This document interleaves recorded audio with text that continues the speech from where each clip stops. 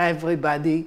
Today we are doing my invention, Munchausen Gun. Man portable kinetic anti-drone weapon with passive sonar. Let me write it down.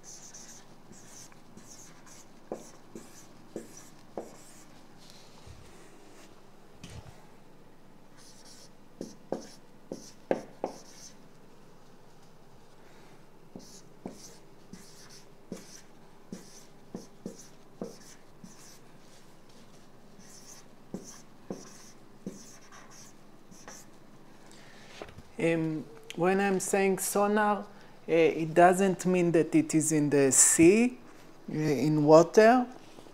It's not in water. It's just based on sound and not electromagnetic waves. So it's not radar, it's sonar, like bats or, like vampires, bats, have sonar. They don't have radar, and they are not in the sea. Okay, so I just want to make sure that you also hear me on YouTube. So I'm going there, and you will not see me for like a minute, but I'm coming back, and then we'll begin. I'm just making sure checking that you can hear me on YouTube. So that I will not talk for 1 hour and nobody will hear me.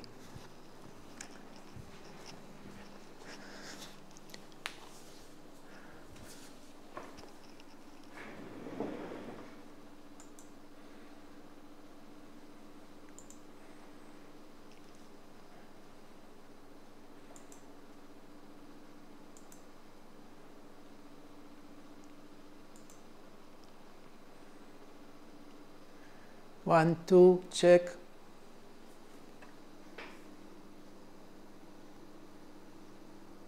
One, two, check.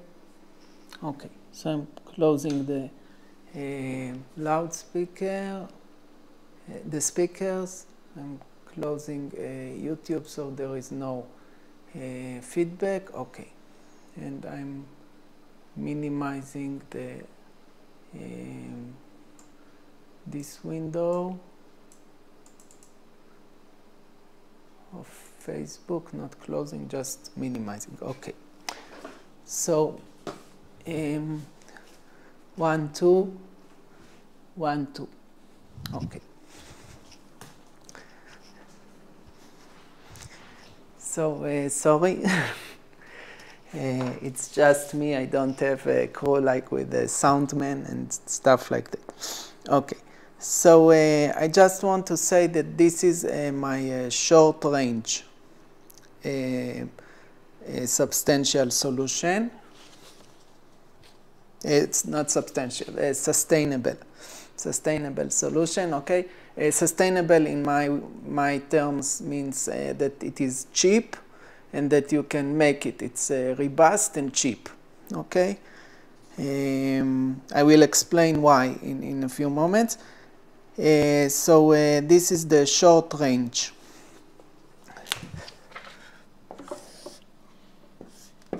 This is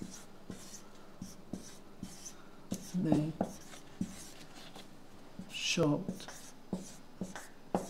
range version.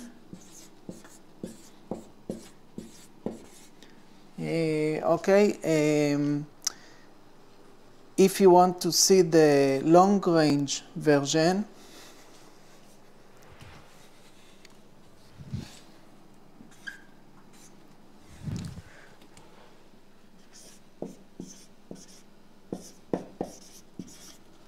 for the long-range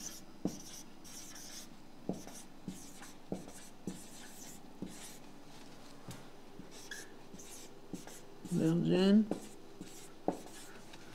please see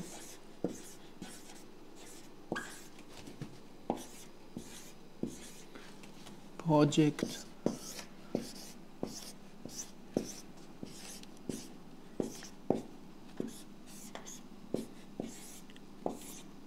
Z.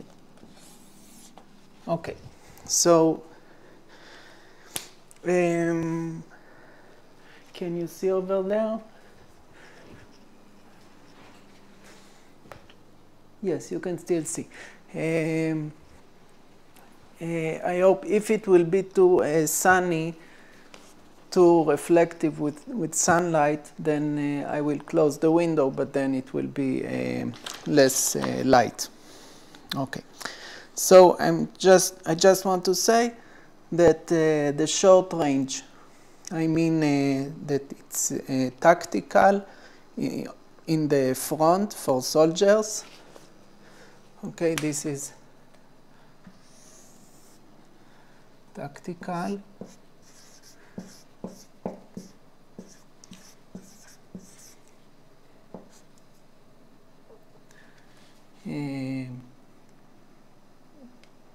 Soldiers, front, and the long range is oops, sorry. The long range is the opposite. It's strategic.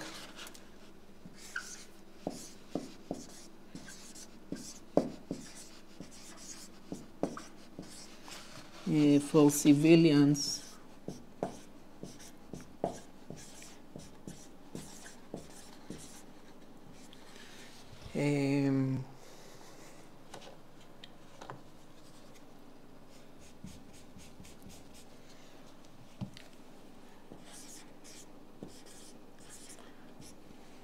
In the home front.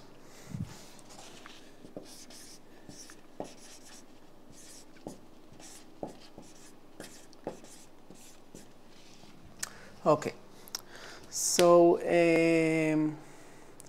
and this is if you've seen in my channel, my YouTube channel, you can see Project Z, anti-drone protection, defense, something like that. Okay.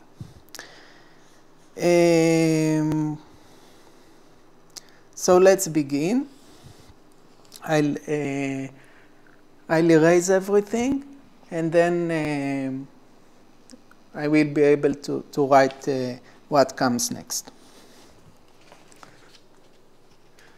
You can always pause if you want.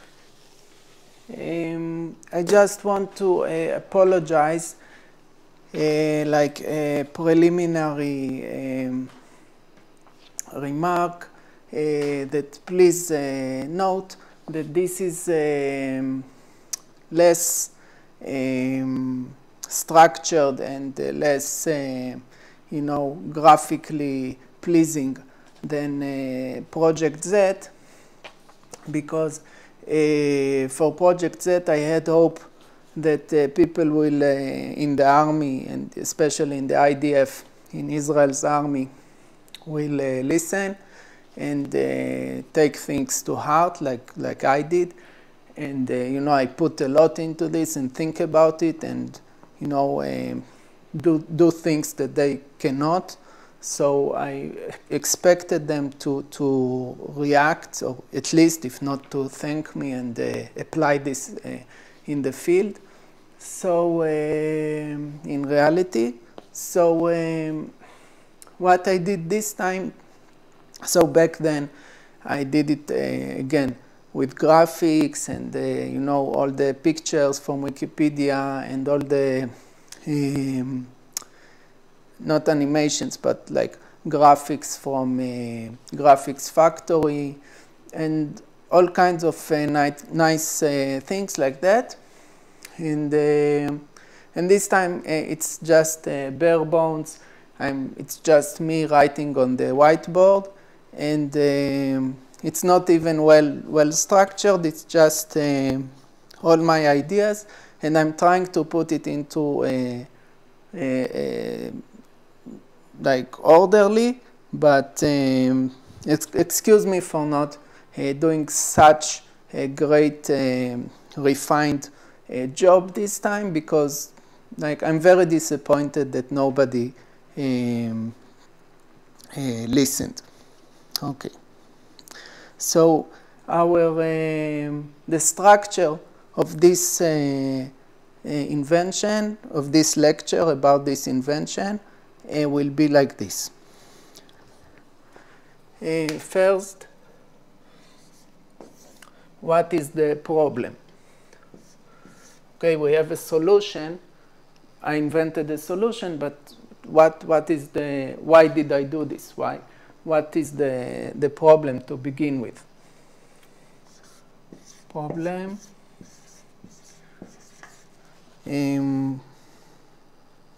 Raise drones.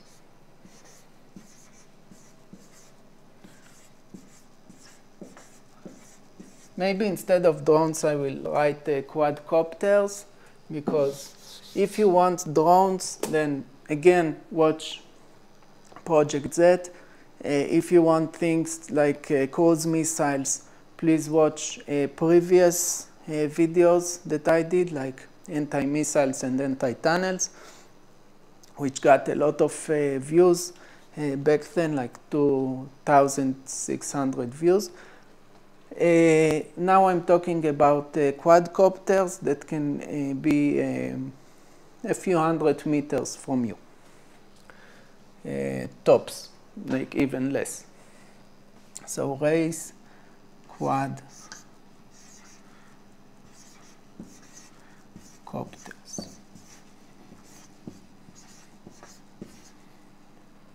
Okay.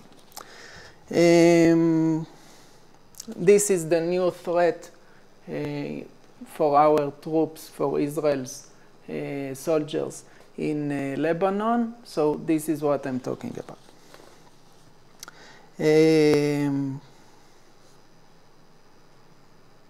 About the threat to long range for civilians, I solved this in the previous time in Project Z. Okay, so first the problem, then inspiration.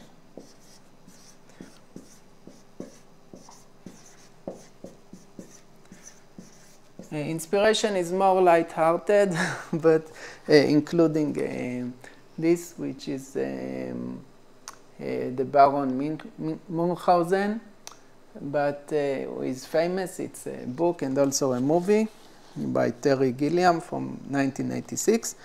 But we'll talk about the book, and we'll talk about movies.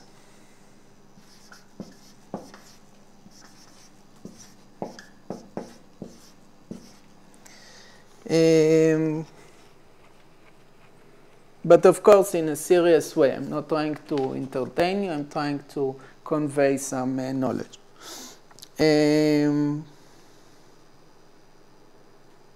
Okay, then we'll talk about existing solutions, quote unquote.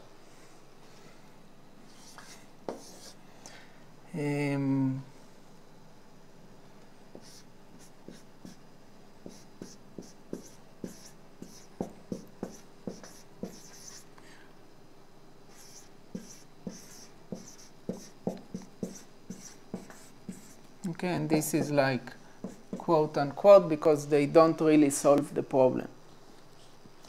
We'll talk about the net gun.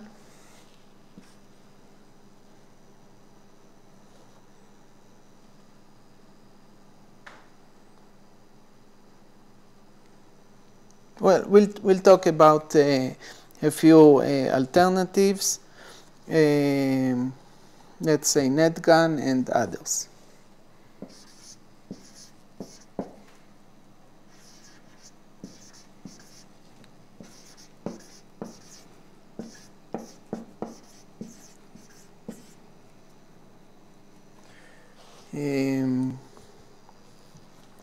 Then we'll talk about what I tried to make it nicer for you. So it's like Julius Caesar with his famous quote, Veni, vidi, vici.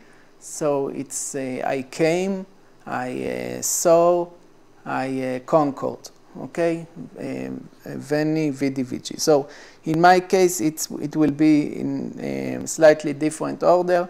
It's first I saw how to see the object or hear it more accurately, how to come, like how to deploy our system, and then how to conquer, how to win. Okay, so it will be like 4, 5, and 6.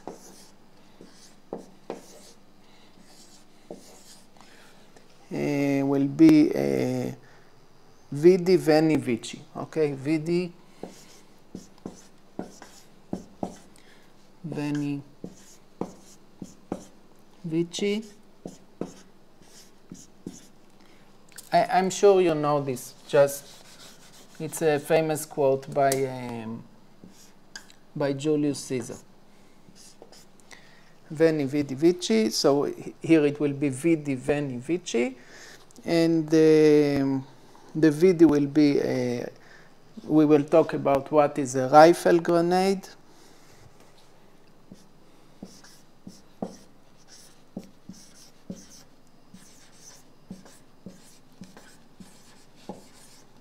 In each step, we take something that you are familiar with and we change it to our needs. Okay, we customize it. So it's not what you know. We begin with something that is familiar, but we end up with something new.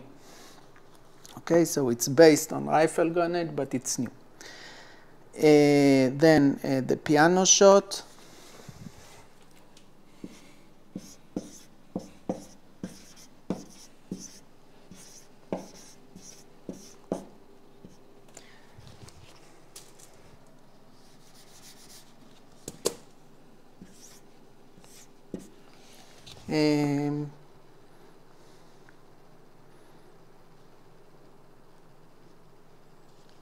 I'm sorry.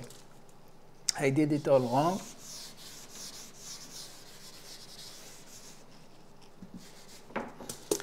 The VD, the seeing, is actually the hearing, is the acoustic mirror.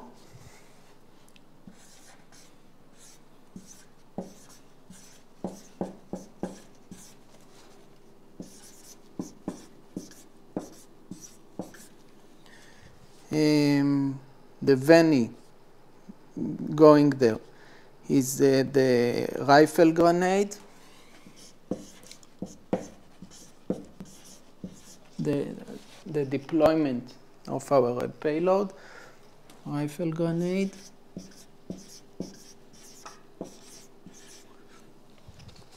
And the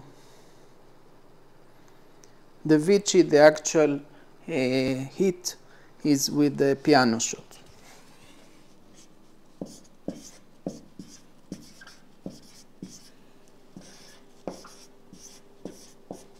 Okay, and of course I will talk about each one in length.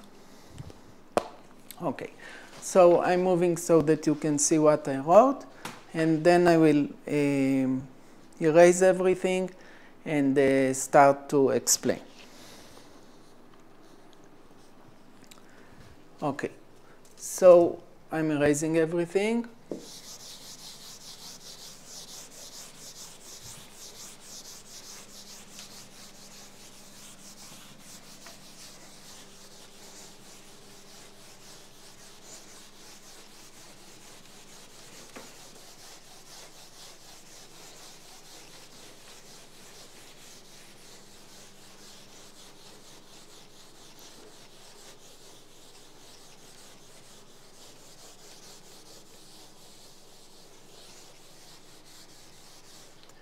Okay, so let's start with the inspiration.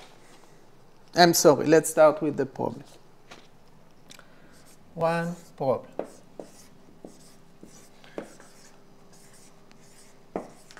Okay, the problem, I think it's already known, so I will not talk about it a lot.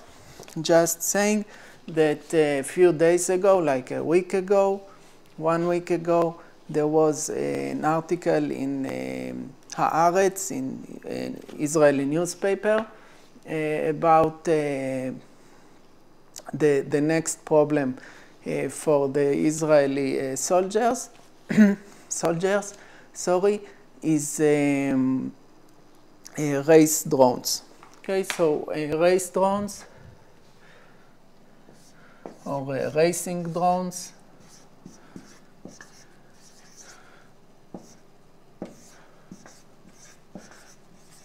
Okay, it's like quadcopters.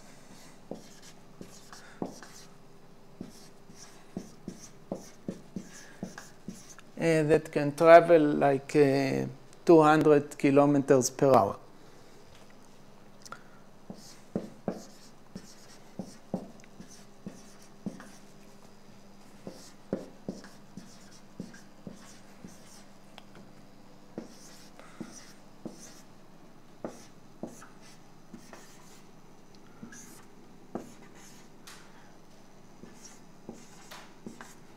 Okay, so I don't know by heart what it means. I think it's 50 meters per second, something like this. I think about 50 meters per second. Let me check it out one moment.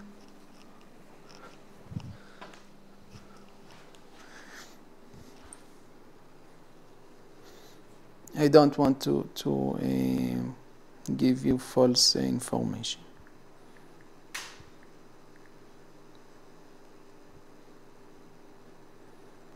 Yes, 55. Okay, so about 50.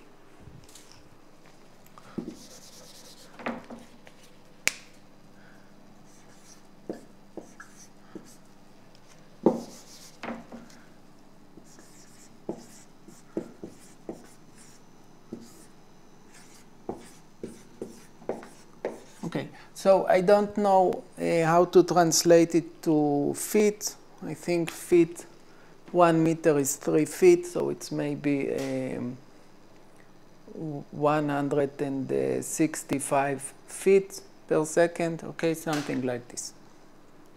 Okay, so this is the problem. You understand why it is a problem, because it's something that the Arabs, the Hezbollah, are adopting from Ukraine, okay, like in Ukraine.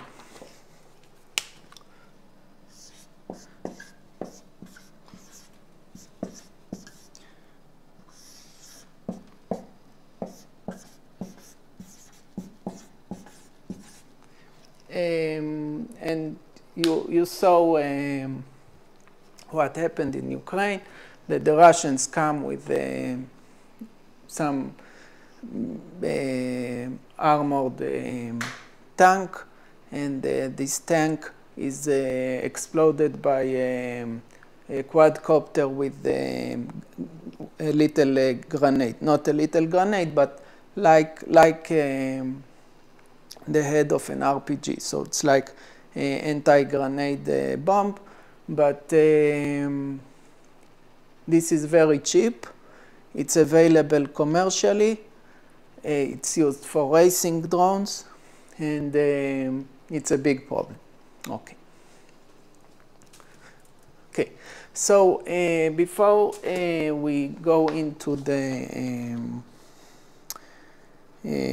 I will talk a little bit about inspiration, but I just want to foreshadow what I'm going to say in the part of solutions, quote unquote, like existing so-called solutions, which are not solving the problem, either because they are too expensive or they are not tactical. You cannot, move with them. If you are a unit of troops, you have to have a vehicle and so on, like a truck or a jeep, at least, which again in Lebanon in the winter in the mud, it will not help you in some mountain terrain. So what I want to say before I reach it is, because it's based on racing drones, then today most of the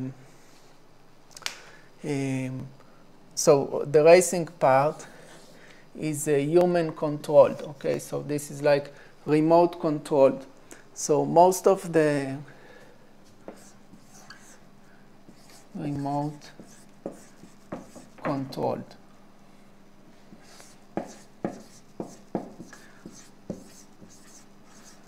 So RC. Okay, so most of the solutions that are available today concentrate on this human part and separating the drone, the quadcopter, from the human that operates it. But like with electronic warfare, EW. So most of the, you will see that most, if you see in Wikipedia, if you search in Wikipedia, you will see that in drone warfare, there is a section about what to do against them, like countermeasures. And most of them take this approach because today they need a human. But in the future, they will be, in the future, I mean in a few months, they will be fully autonomous with AI. For example, today, I think for 2 years now, Elbit, the company I used to work in after the army, I was a programmer, and then I was in the army, and then I was a programmer in electronic warfare in the SIGINT course, and then I was a programmer in Elbit. So Elbit, 2 years ago, I worked there long ago, but 2 years ago they made a new site. The thing that the soldier can target the enemy, I think it's called the sight, that is active with the AI. Okay, so it acquires the target by itself. So I think, I mean, it's obvious that the drones of tomorrow, the quadcopters, a few months from now, of the enemy, of Hezbollah, will also acquire the target by themselves. So if you just do electronic warfare and cut them from, their operator, if you interfere with the ultra high frequency UHF, or you interfere with the bandwidth of GPS or the Russian GPS, I don't remember what's the name. So if you just cut these things, then by the time that you acquired the enemy quadcopter, the enemy quadcopter already acquired you. And it sees the target and locks on it, and then it's autonomous. So it doesn't need, in a few months, they will not need the human, and they will not need the GPS because it's short range. Okay, so it will just make some path towards you. Okay, so this is not the way to go. So electronic warfare will not be a good course of action, maybe for right now, but not for a few months from now. Okay, for sure. So I just want you to keep that in mind when we talk about systems of today, like solutions, quote unquote, then you will understand what I'm talking about. Okay, why they are not good solutions. Okay, so I'm erasing everything. We talked about the problem. Now let's talk about inspiration.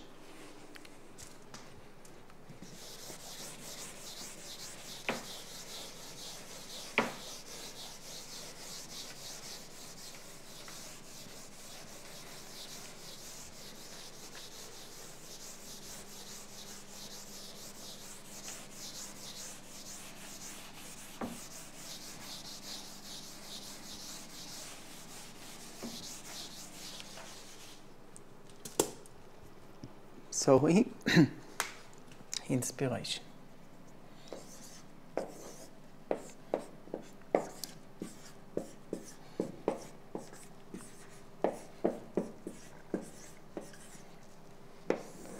Okay. Most of the inspiration, like let's say, I'll say it like this. If I would explain what I'm about to explain now, in the end of the lecture, then everything will make sense, okay? But since I want you to,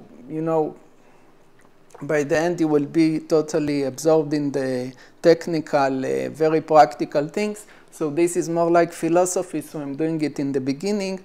So just, you will have to either hold it in the back of your mind, or just believe me that it will be connected to the things that we'll talk about. And you can go back to it in the end and see that it really fits what we talked about.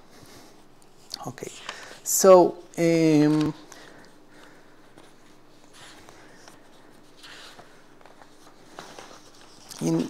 the year 1785, there was a book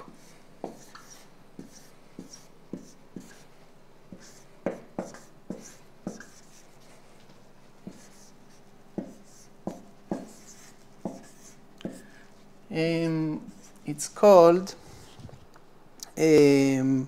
Adventures of Baron Munchausen.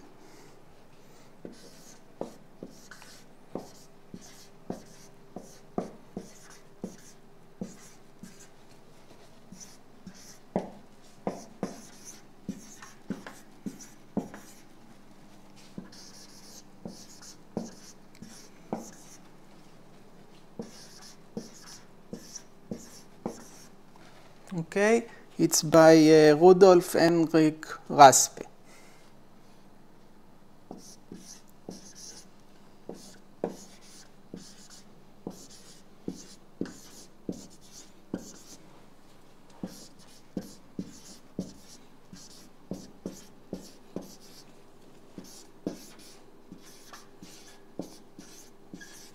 Okay, so as you can understand, he's German. And also the original Baron Munchausen, there was a person who is called Munchausen, who was a bit of exaggerating and a bit of, he liked to tell tall tales, like use a little bit of lies in his tales, in his stories. So he was also a German, okay? And he was in the Russian front against the Turks and stuff like this, but he was he had a lot of imagination, and he wasn't very, used a few lies, a lot of lies in his stories, but they are very imaginative and very, they are useful for us. Okay, I'm sure you heard of him, but if not, this is a picture by Gustave Doré from 1862. Like, this is the Baron Munchausen. This is about 80 years after the story, after the book. What you see here is an inscription in Latin saying mendace veritas. Okay, mendace meaning, it means lying, like telling lies, and veritas means truth. Okay, so it's like lying truth.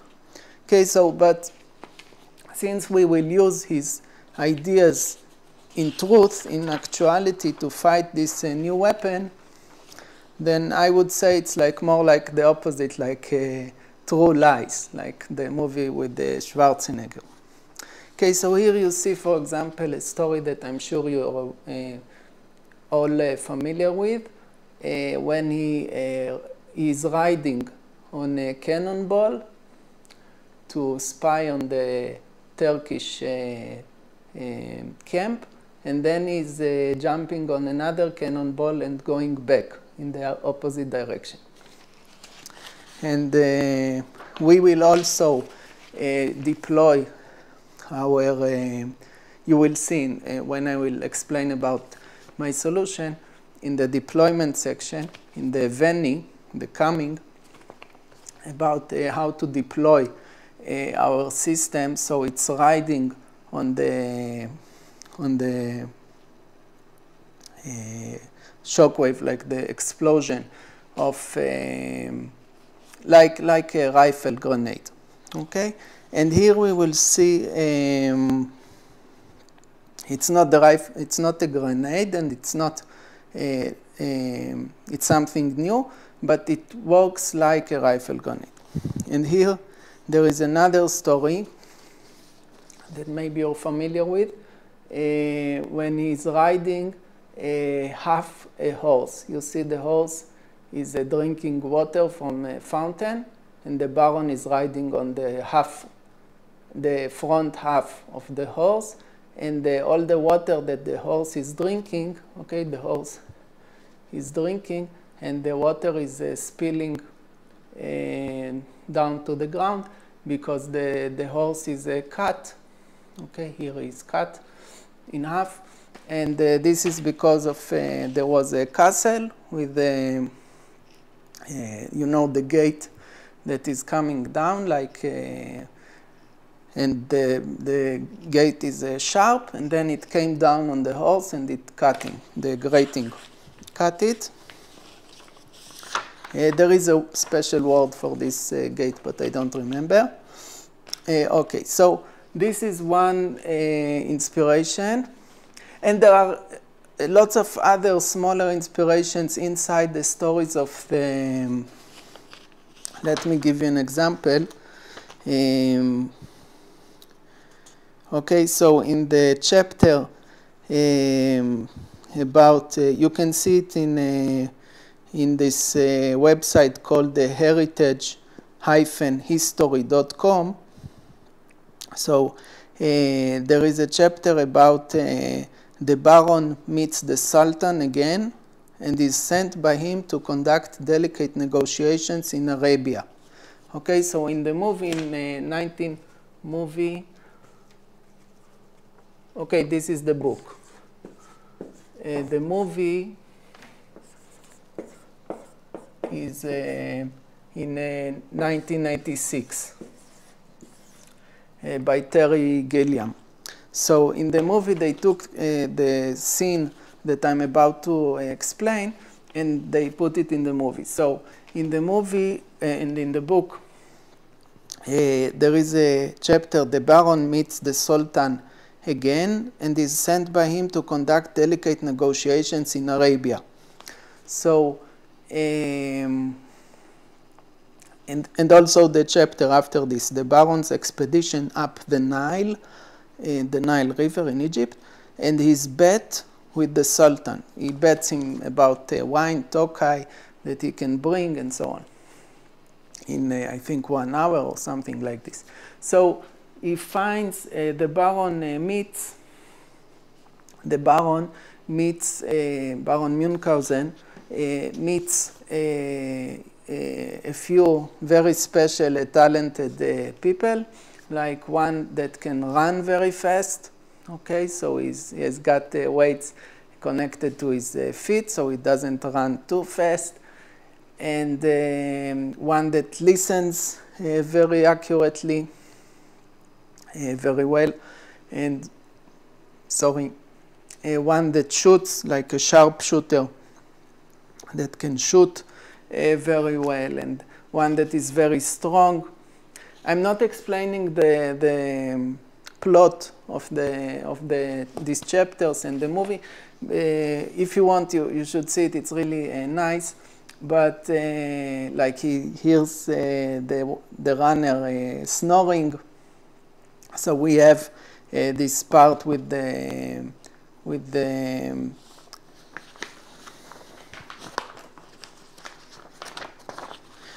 VD part, which is seeing, but we mean it actually hearing. So the audio, the acoustic mirror is like the one who hears very well, because we will create an acoustic mirror, and which concentrates the sound waves. And we have the sharpshooter, which when they hear that the runner is sleeping, is snoring, with the ears of the listener. So the sharpshooter shoots the tree where he is sleeping, and then he wakes up. So we will have this accurate system, which I will explain. This is the deployment, the VD, and then the Vici, we will have the like the half the horse. And also it's similar to the strong person, because the strong person later carries all the, the jewels or the silver and the gold of the Sultan. But previously, when they meet him, the strongest man, he's pulling with a rope the forest. It's not in the movie. It's in the book, in the chapters that I told you about. So he's carrying a forest because he forgot the hatchet, so the axe. So we will also have something like string, like rope, but it will be a wire, and we will not pull the object. The stationary object, we will not pull it with the rope. In the story, the rope is moving, and the object, the trees, are standing in place, and then they are forced to move. So in our reality, the object is moving very fast. It's a racing quadcopter, racing drone, and our wire is standing in place, and then the object is being cut. So this is why I brought this device that cuts eggs, okay? Because it will be like the metal strings here, only it will be with the piano strings, okay? But we will talk about it in a few in a few minutes. You put a boiled egg in here, and then you cut it, and all the wires cut it like so, slice it into slices. Okay, so this was about the Baron Munchausen. And another inspiration, if we talked about the wire cutting, I'm erasing this, so I will give you the second inspiration. This book has a lot of ideas that I used, but the other part, the wire cutting, is from another place.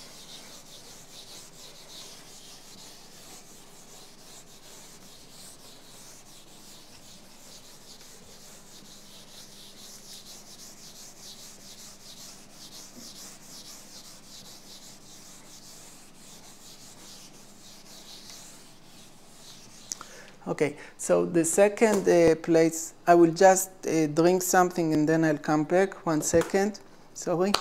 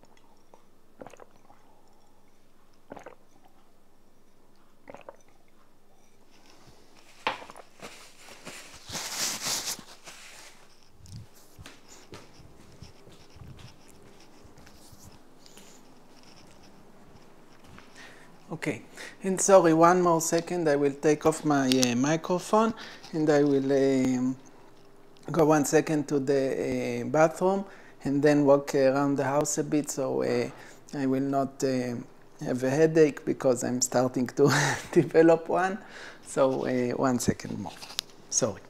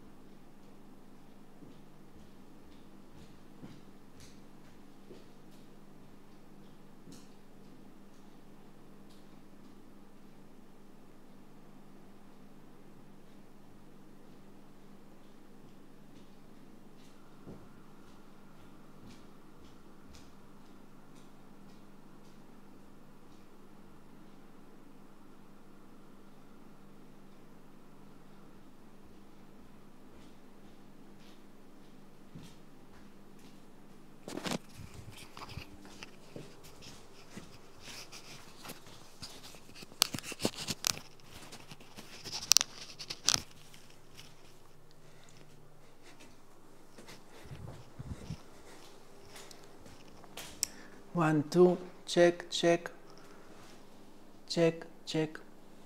Okay. So I'm back, I'm sorry. And now for the second inspiration. The first one was the Baron Munchausen book and movie. The second inspiration was a movie called, and also you will see that it comes from a book. The movie is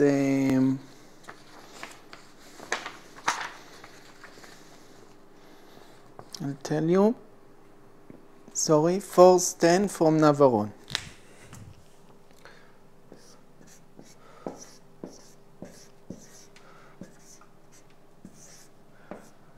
From Navarone.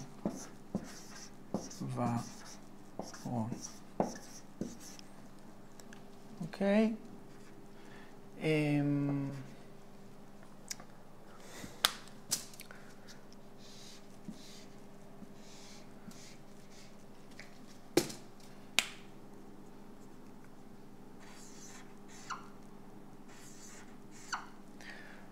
So this is a movie from 1978.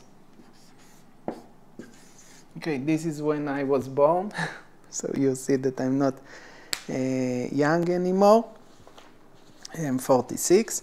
So in this movie, it took me a while to get into this movie because I saw the movie when I was a kid, but in video, but I did not remember the movie name, so I looked up in Google, and there was this whole path that I will spare you, from Reddit to some forum called badmovies.org. And anyway, someone asked about it, and someone else answered. Someone called Harry Moodles answered the correct answer. And they asked which old war movie where a guy gets decapitated by a wire. Okay, so a guy, well, it's not a guy, it's a Nazi.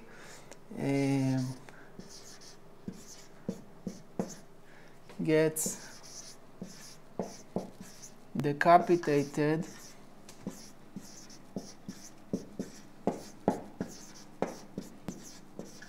by a wire.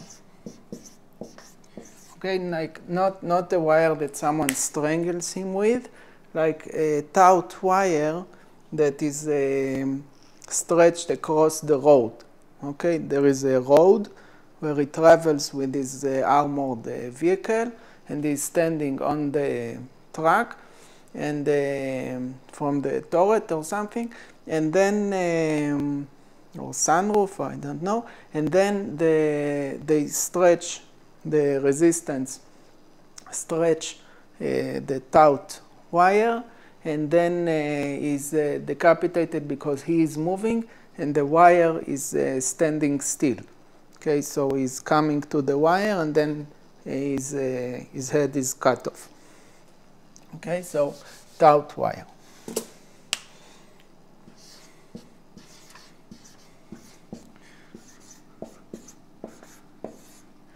Okay, so and then some other guy in the same website said in badmovies.org said that there is another movie called The Spirits of the Dead. It's from 1968. Spirits of the Dead.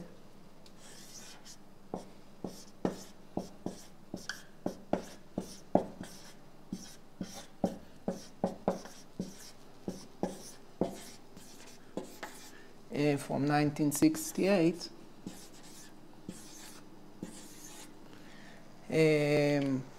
Okay, another 10 years before that,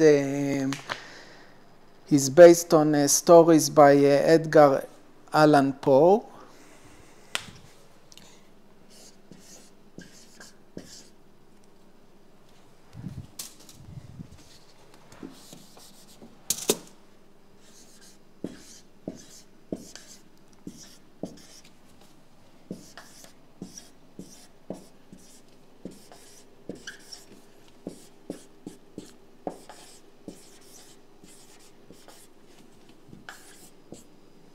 How do you say Allan? Allan?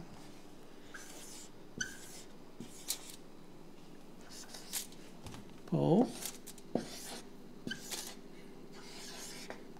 Okay. The original story is called Don't Bet the Devil, Don't Bet Your Head Against the Devil, or something like this. Okay, and the movie is also like, I wouldn't watch it otherwise. There is a naked blonde lady, but and also there is another lady which is famous, Brigitte Bardot, okay, in the movie. This is the movie, this is the book. But I wouldn't watch it. I don't like horror. There's also Jane Fonda. Lots of like famous people, but I wouldn't watch it. Otherwise, I just wanted you, to see it for you. So I watched it, and there is a guy who gets decapitated with a moving. He has a Ferrari or something, and he's traveling, and then you see the string, the wire, with blood on it, and his head rolling. And then in Edgar Allan Poe, it's somebody who is running and jumping, and then the devil collects his head or something like this. Okay, so this is like, it has, this is real, okay? So there is if you look in Wikipedia, there is a thing called the wire catcher. I'm erasing this because this is the inspiration, but I will explain the real part.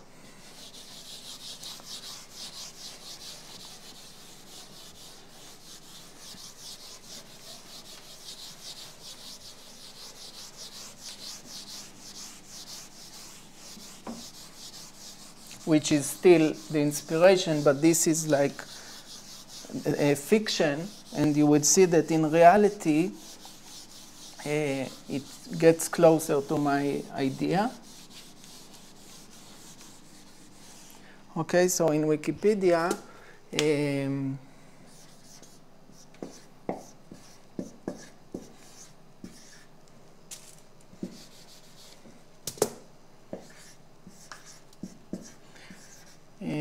you should look for, I don't have the pictures because, again, I didn't do it graphically this time.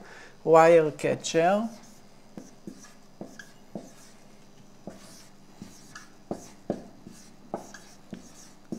Which is also called a wire cutter or a wire anti-decapitation device.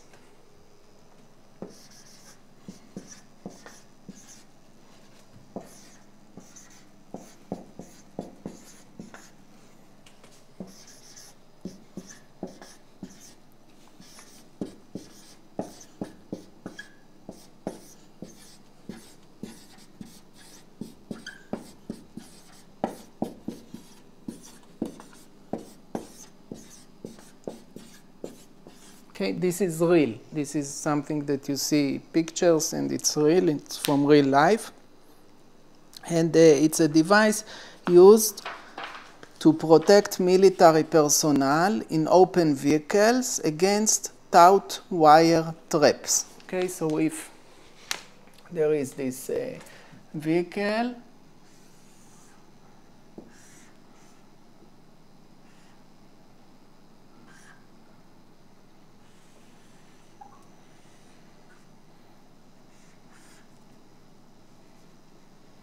okay, this is the front of the vehicle, like this is the lamps, and this is the vehicle.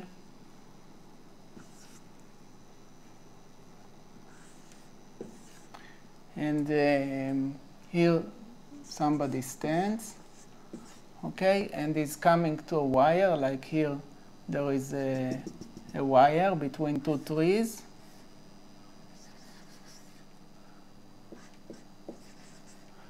Okay, so this device looks something like it comes from the bumper, and it's like a pole that goes like this, and it cuts the wire, okay, or at least blocks the wire from cutting the person's head off. Okay, so used to protect military personnel in open vehicles against stout wire traps.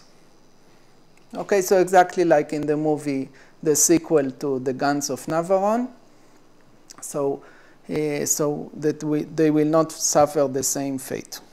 Okay, so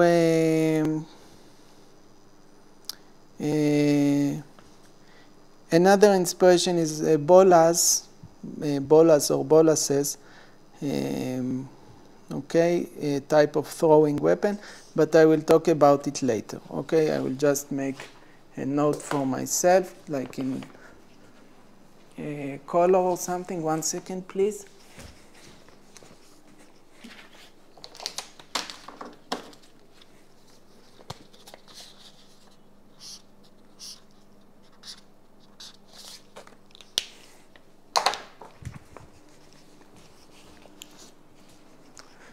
Okay, so I noted it in color so that I will remember to come back to it. So this is the part of inspiration. This concludes, the part of inspiration. So I'm erasing everything and I will explain the existing solutions.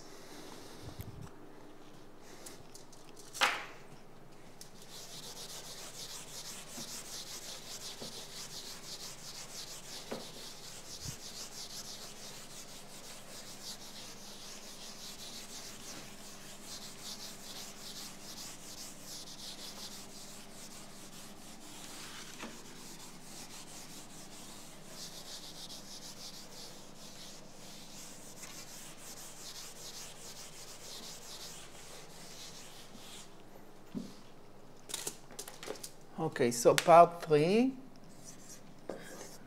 existing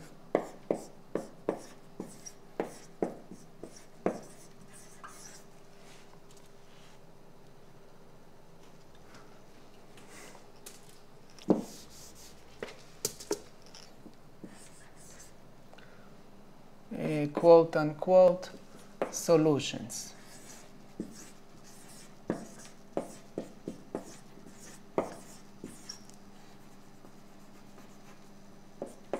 Okay, so what do I mean by this? First of all, the best of them, which is let me just go like in a normal order. I will come to a net gun.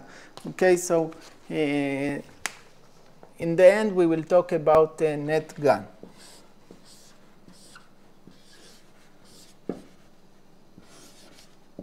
Okay, but we will come to this in the end. So I'm just leaving it here like a reminder.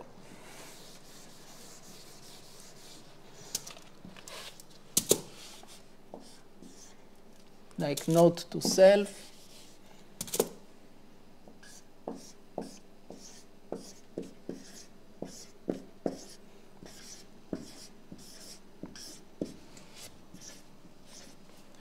Talk about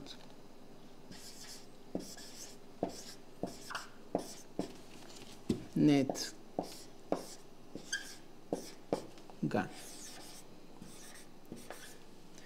Okay, so in the end we will talk about this. But first let's talk about like normal systems that you would consider, because my solution is not yet available. Someone needs to build it and then it will be available. So let's talk about things that are not good. Okay.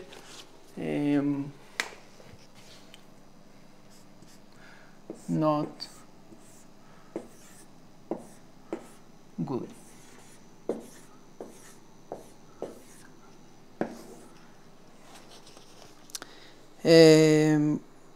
Okay, so if you look in Wikipedia,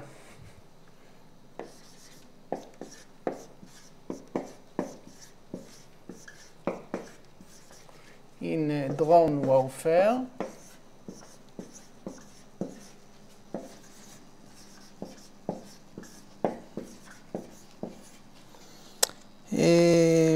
they have all these systems.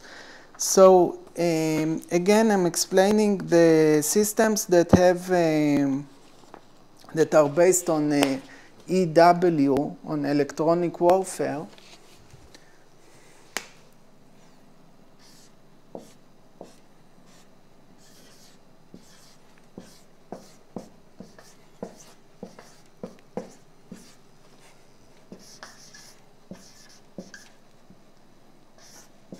I'm not sure if warfare is with the E in the middle.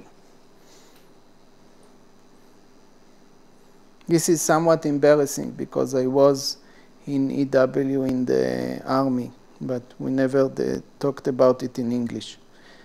Electronic warfare. Yeah, it's without E in the middle. So warfare. And also here, warfare.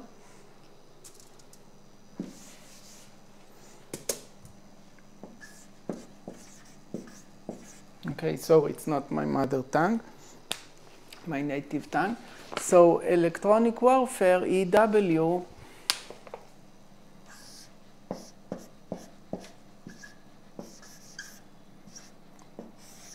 means jamming, okay, jamming.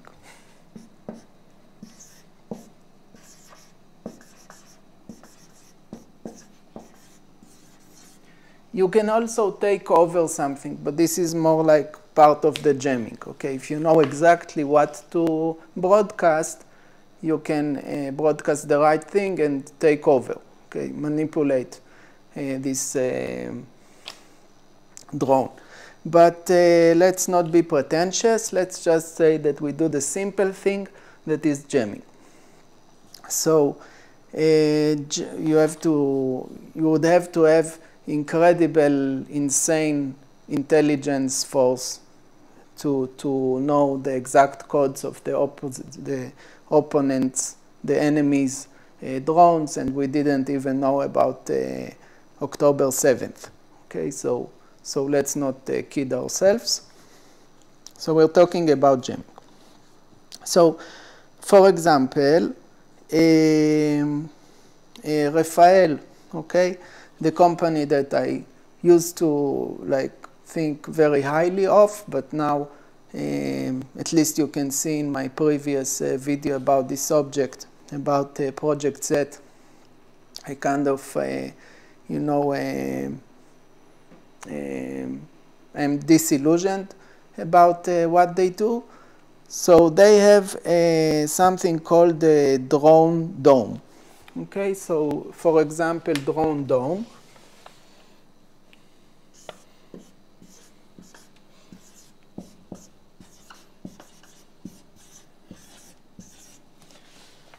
Drone dome by Rafael. Okay, Rafael is one of the biggest defense contractor in Israel for this kind of things. So they make a drone dome, and it was sold for 2.6 million pounds, British pounds, back in 2018. So I calculated that if you multiply by 1.28, it's the pounds today, British pounds today. And if you multiply again by 1.31, you get it in dollars. So it's about $4.36 million. So it's about $4.4 million.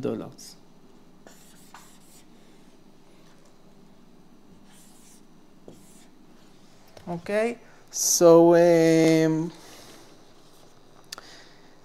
then you have this drone dome, which is like a radar and electronic warfare. Okay, jamming. But the problem is that if it's very expensive, okay, this is the only problem. Another problem is that the jamming is not good because it jamming, when we say jamming, we jam controller, human controller, which will not be in the future. It doesn't have to be human, but the controller. So let's call it non-autonomous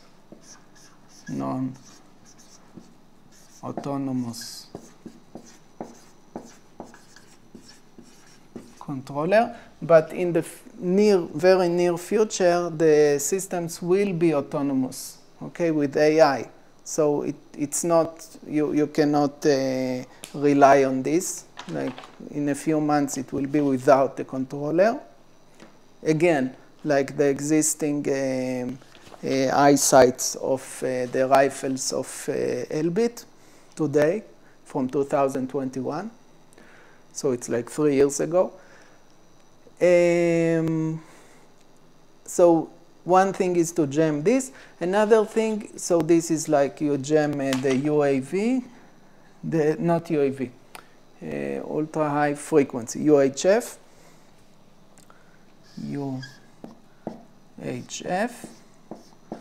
And another thing that you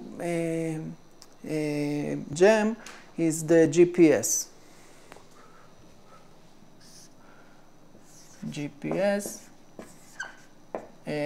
Or also the Russian GPS. I don't remember what it's called, something like glass GPS or something like this.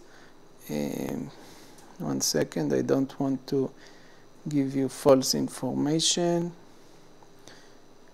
Russian, sorry, GPS.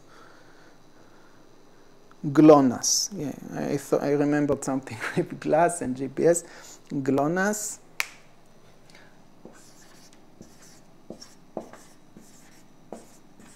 Okay, this is like the Russian GPS, another set of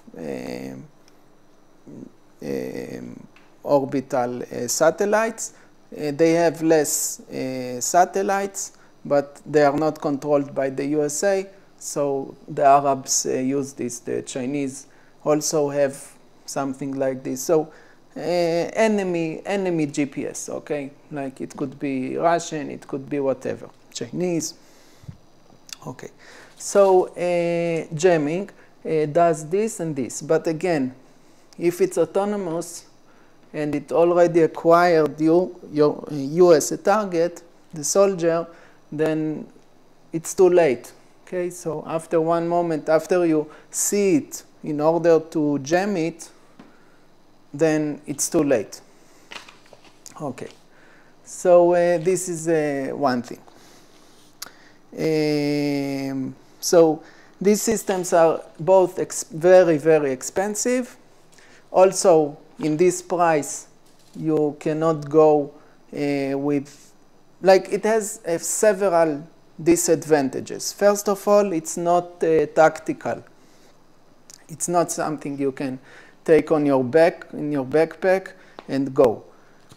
You cannot, you have to have some small truck or some, you know, a jeep or something like this. This comes on a jeep, the drone dome, or at least like a very big RAV, or very strong RAV, or a Jeep. Other systems come on a truck if they are powerful. Also, if they are powerful, like any electronic warfare system, they are vulnerable because you have only one of these on a whole area, jamming this whole area, and they are very valuable targets for the enemy, so they concentrate fire on them, and they blow up your truck, and then you, let alone the soldiers that once I was one of them that operate this, but forget about them. Think about all the coverage of the electronic warfare that now you don't have any, because you concentrated all this in one expensive truck. You cannot have a truck going with every soldier, and also it's not in the field, in the mud, in the mountains. You cannot go with the vehicle anyway. Okay. So this is another thing. Think about places where you don't have this kind of coverage, like there are mountains and valleys and stuff like that. Okay. So this is not good in many respects. It's not moving, it's not mobile, or at least it's not really mobile with the soldiers. You can only have one like this for many, for a large area or a large number of soldiers, only one. It cannot go with the soldiers because of the price. It's vulnerable because of the price. It needs electricity because of the capabilities. So again, it's a generator. Again, it's heat. Everything it's really bad. Okay, in short. Okay, and the main thing that it's not causing any harm to the drones, the quadcopters, if they are autonomous, if it's yes autonomous, then they don't care about the electronic warfare. Because, okay, you cut this, the controller, you cut the GPS, but they are still going because they already acquired your target. Okay. So this is like the classic example of a system that you do not want. Okay, so this is why it's called solutions in quote unquote. Okay, now let's talk about solutions that could be, like they are better, but not much better. They suffer from some of the disadvantages. This suffers from all the disadvantages. Let's talk about things that also are not good, but suffer from one disadvantage.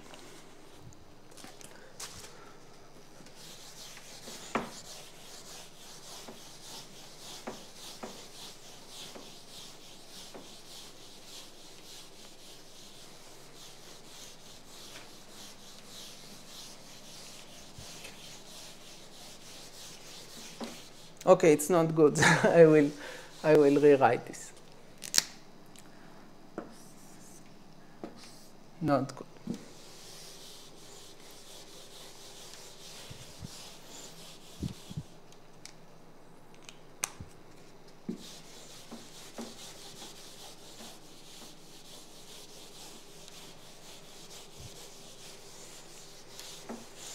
Can you still see if I'm writing here?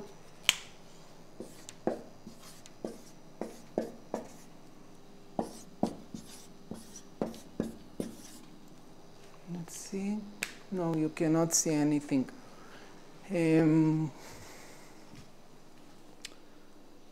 I will close the window, the shutters.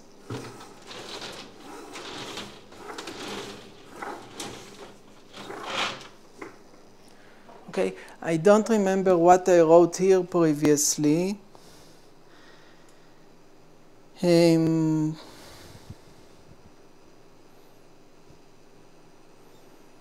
Anyway, I hope you understood what I wrote, even though you didn't see anything. I wanted to use as much sunlight as possible. I think here I talked about how the jamming, okay, this is a reminder.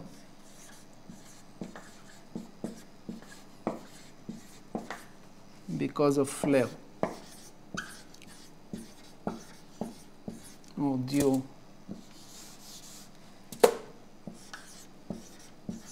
to sun flare. Okay, so there was jamming.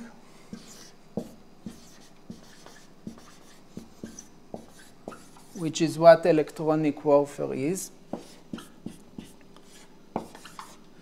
And there was two types of jamming. One is of the controller, human controller.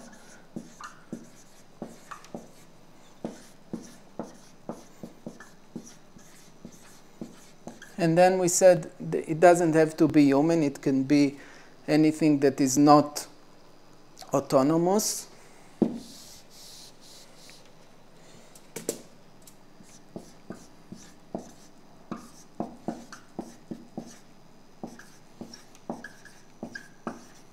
So they cut the link to the controller, and the controller is, sorry, I'll just move the mouse so the screen will not darken. Okay. So the controller is connected with the UHF, ultra high frequency.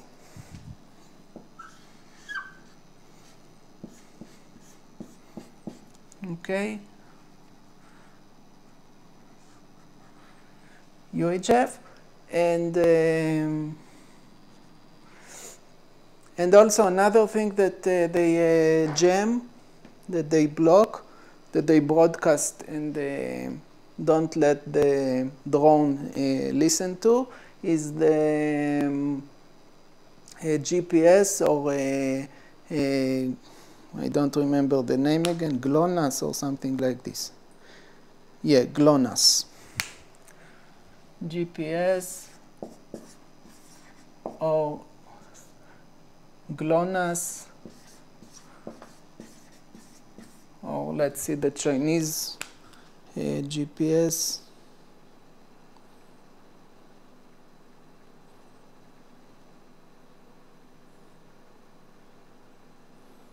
Beidou.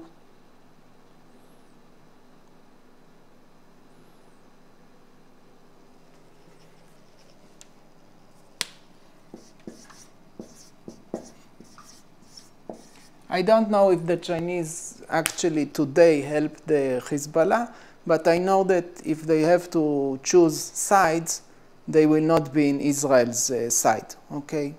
They recently erased Israel from the maps in Alibaba or AliExpress, so, or some other company like that. So it's not like they like Israel. Okay, so again, this is not useful when they already acquired the target, which is you, the soldier. If the drone already saw you and like mapped you in the AI, then it doesn't help that you now hide, because it's autonomous. It's autonomous. It doesn't have a controller. Okay, and it doesn't need a GPS, because it saw you and it has a path to you. Okay, so this is more or less what was written here. I hope now, now you can see it. So I'm erasing this.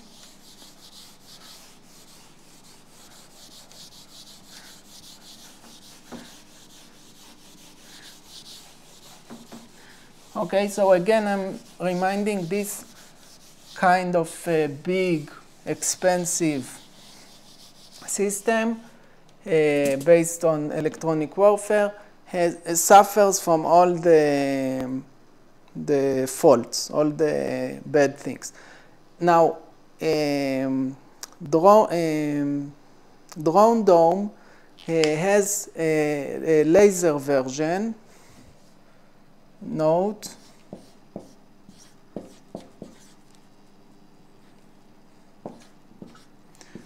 drone dome does have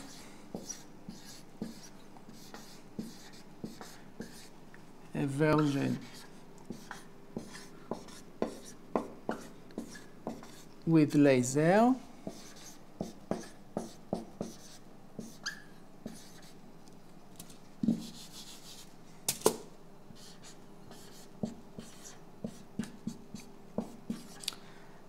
But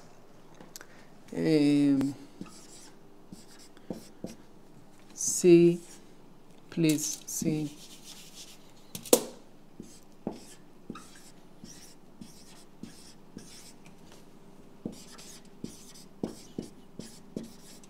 disadvantages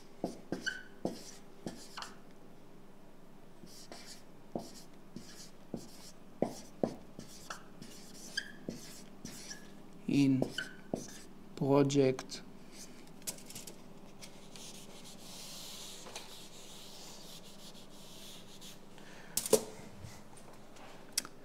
the disadvantages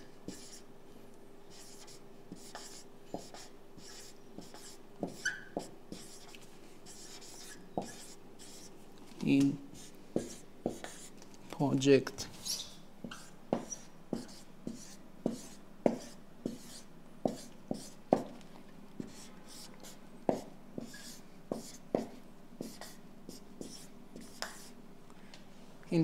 Z video.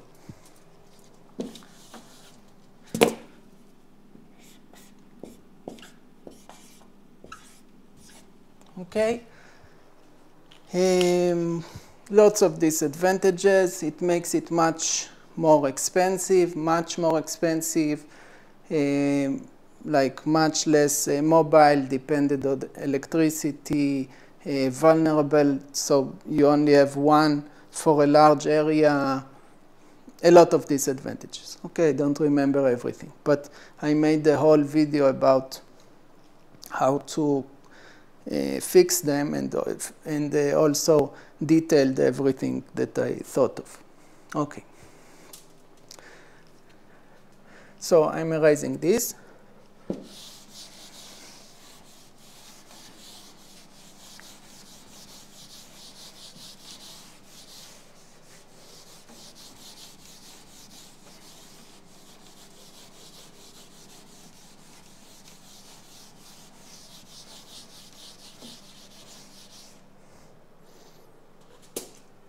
When I'm saying electricity, it's like in real life you will not have electricity, you will not have the fuel lines.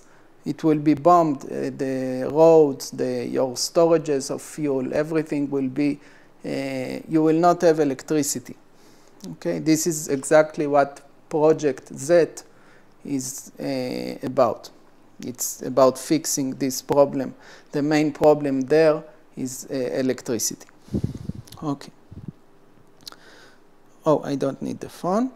Okay, so let's see other things that are not good.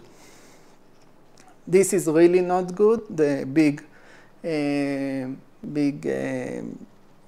systems. But let's see small systems that are better but still not good. Okay, so first of all, electronic warfare, but small systems. Okay, so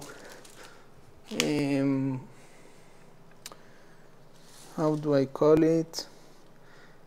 Portable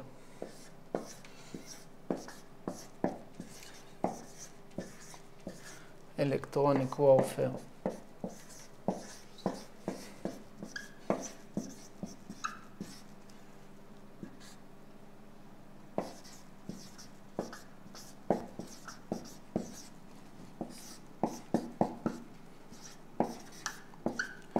Systems.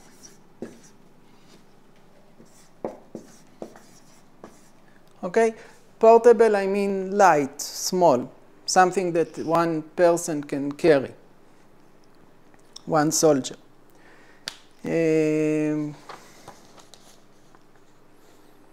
Okay, so I have two examples. One, EDM4S from Lithuania.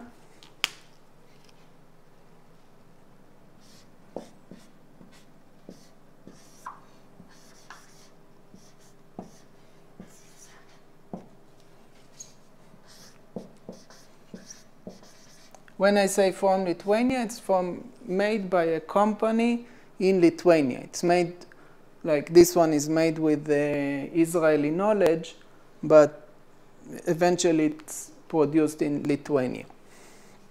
From Lithuania.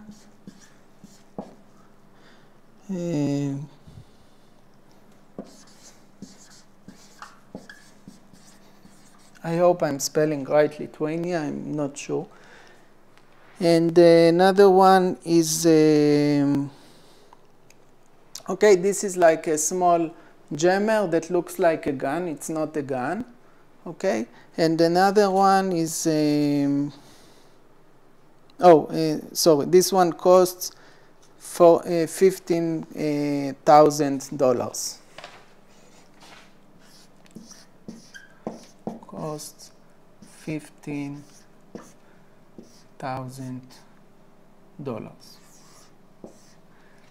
And K is 1,000, 0, 0, 0. And another one is Milo Kuriv from Ukraine.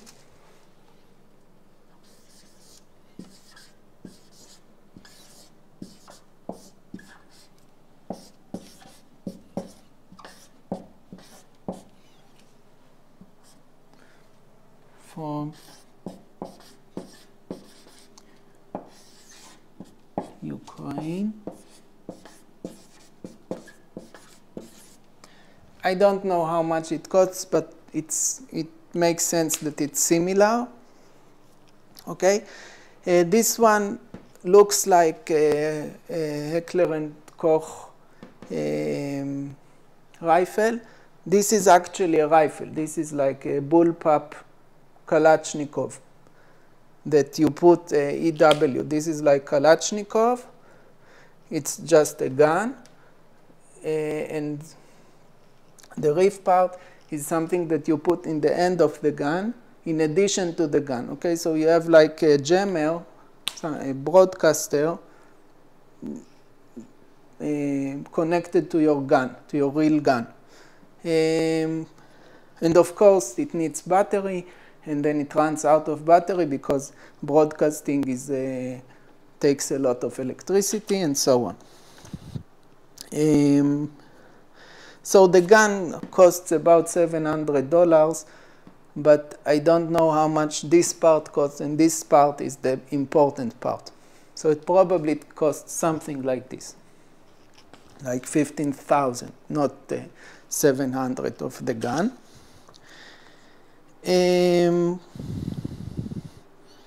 Okay, so again, why it's not good?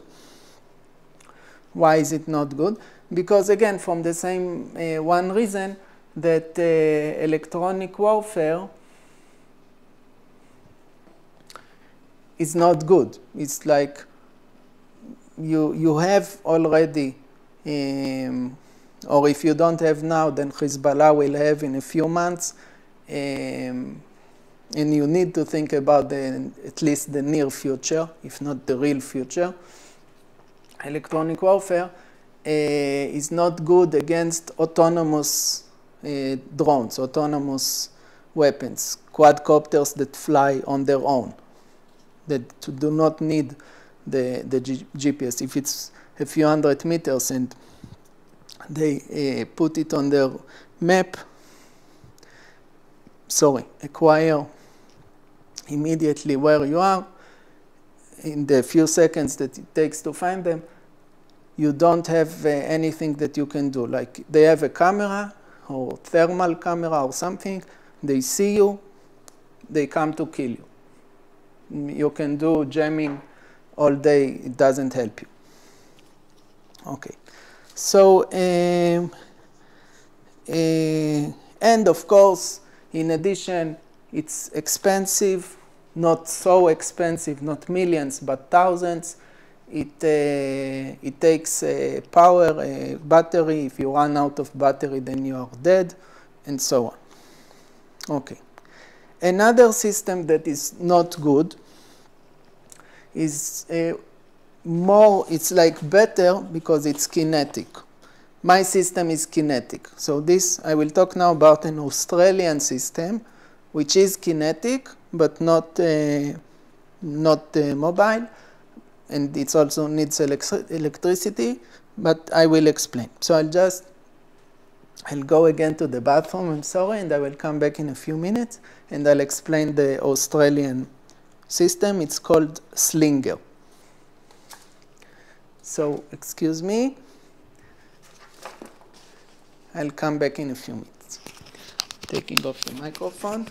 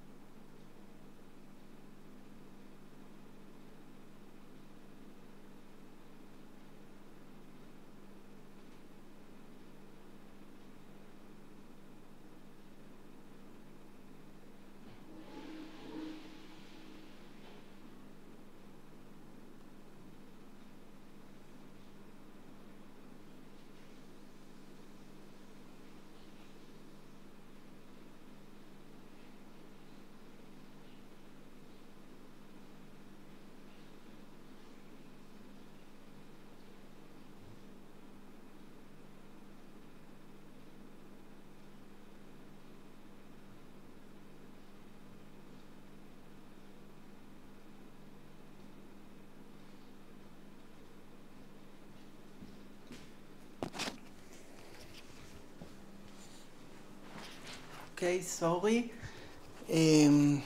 So I'm just putting the microphone and walking a little bit around the house so I will not clog my veins in my legs. Sorry.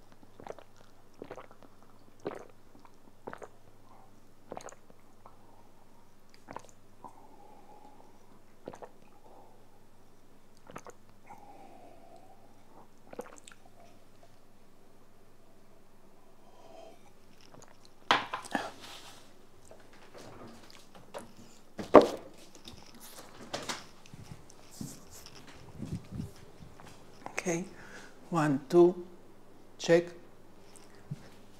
check, check. Okay.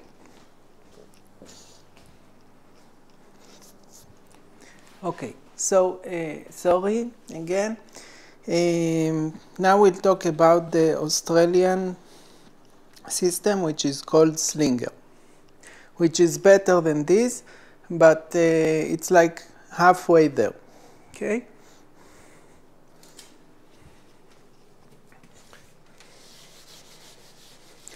It's not good, but it's better than this.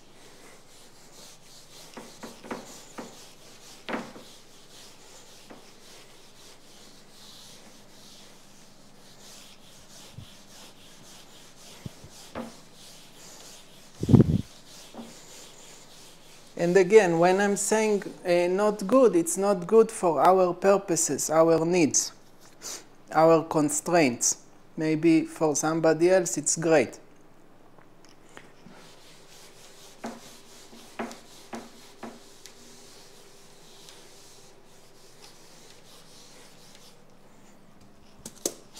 Okay, so Slinger.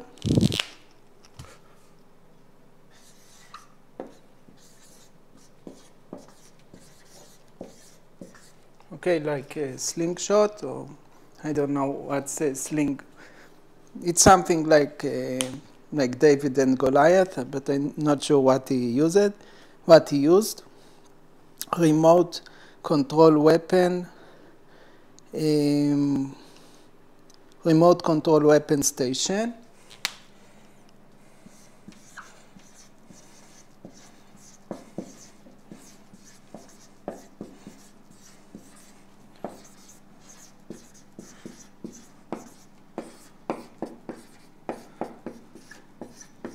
Okay, so the RCWS.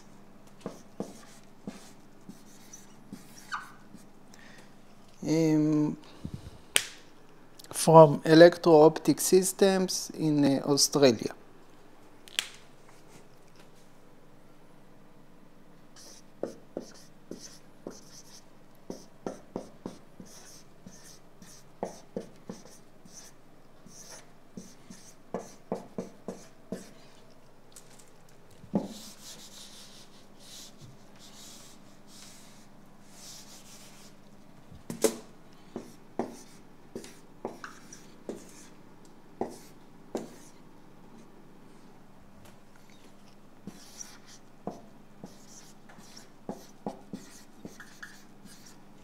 Okay, this is the acronym is EOS.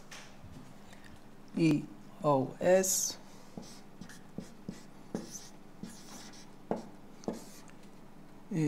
Australia.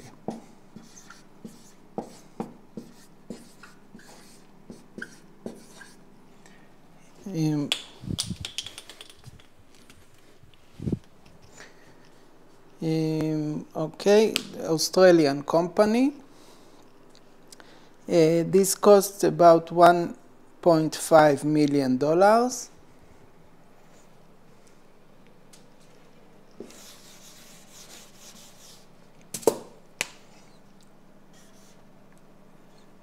About.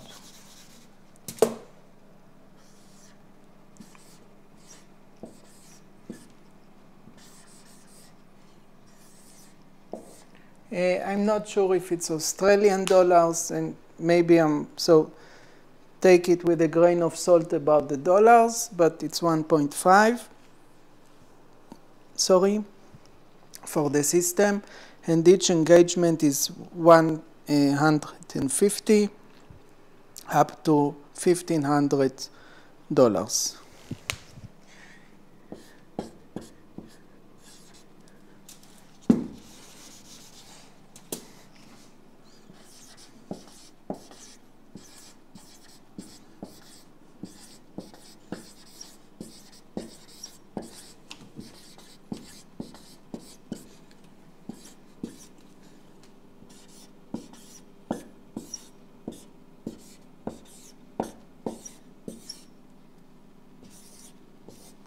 Okay, engagement, it means to kill one drone.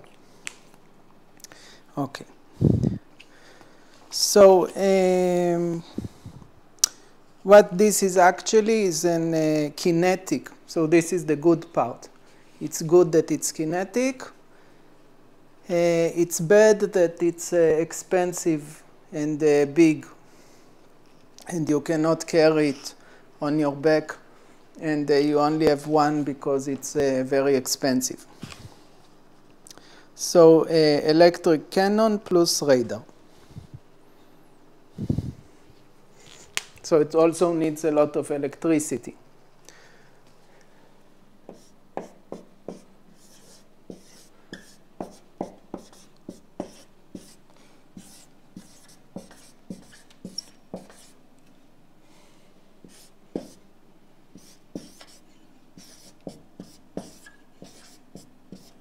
Okay, so both the radar and the cannon needs electricity a lot.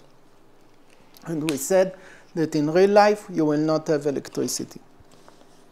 Okay, and again, it makes it big, it makes it vulnerable, it makes it a sitting duck, and so on.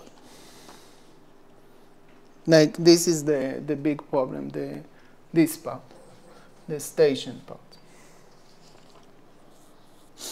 Okay, so we have seen a few examples of what not to do.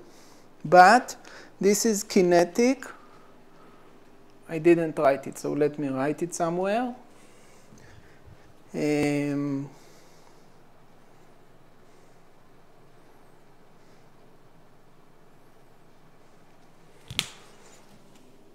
Kinetic.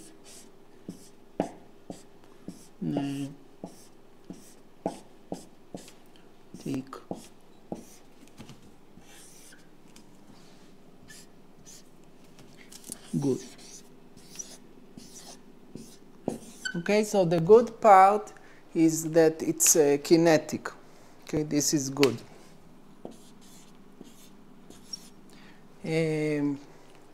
Why it is good? Because it's not electronic warfare, it's not laser with all its problems. It's simple, it's shooting stuff that kills the drone.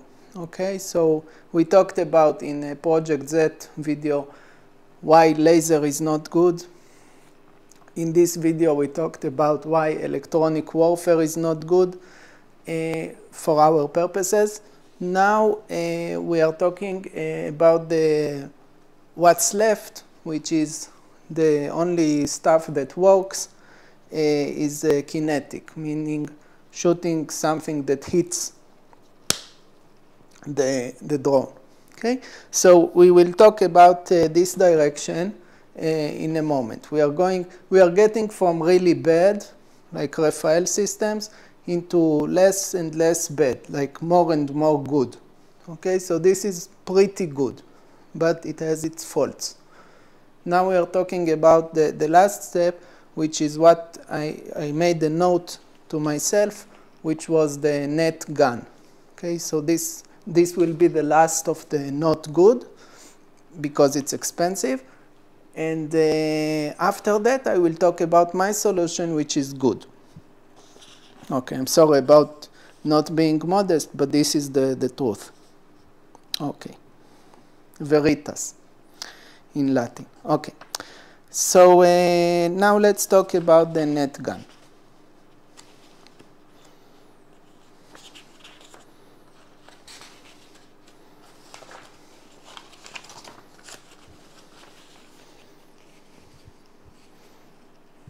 I'm just erasing everything.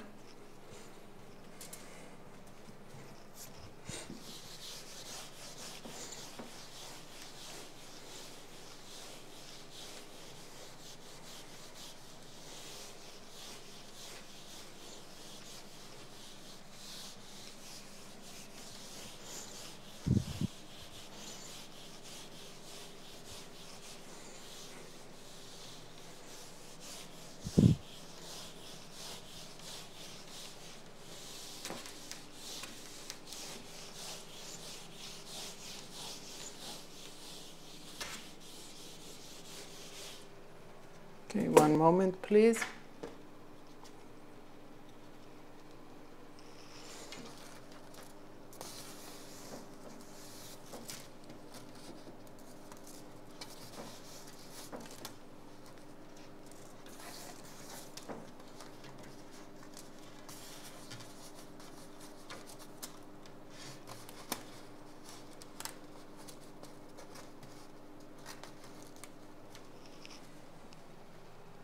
Okay, so net gun.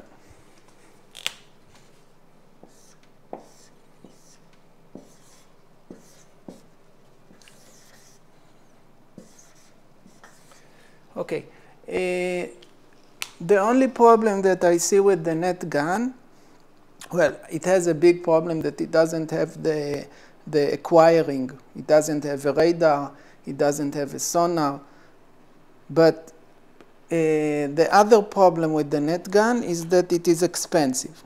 Okay, so I suggest that you see it at least.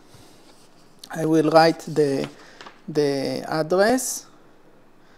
Okay, because this is what we are trying to do for cheap, but we are adding an acquiring system, and we are making it better.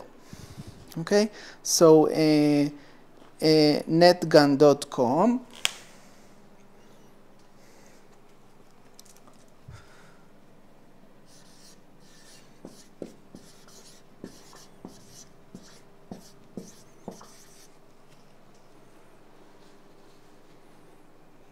Slash shop slash pistol hyphen grip hyphen large hyphen animal hyphen net hyphen gun hyphen, one second, pistol grip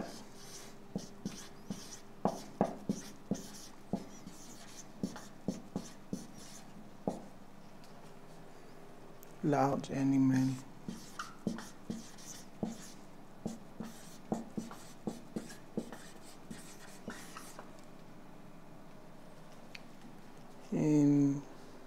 Net gun.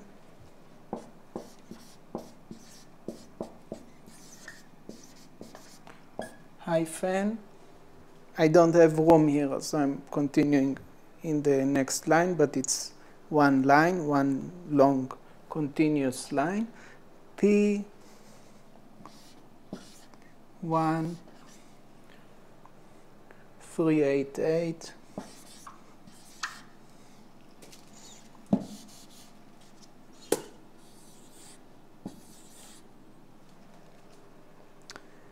518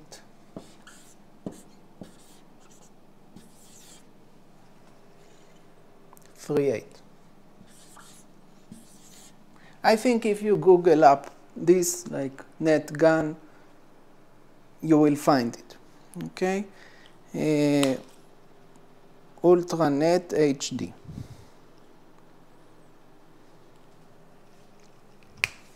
Okay, this is not part of the address. Ultra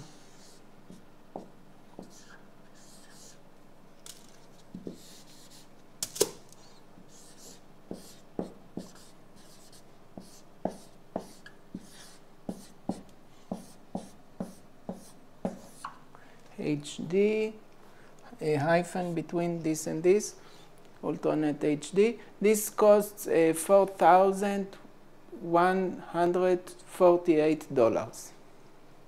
Okay, so this is $4,148. Okay, this is the main problem, because otherwise it's great. Again, it's not great because it doesn't have the acquiring. You cannot find the drone, but let's suppose that you could find the drone. This is really good. Okay, so it's only not good because of the price and because it doesn't have something instead of a radar or a radar. Okay, so what it is, if you cannot go to this website, it's a rifle. Okay, it's actually a rifle that is used as a sniper rifle. It's called, in the army and in the police, it's called I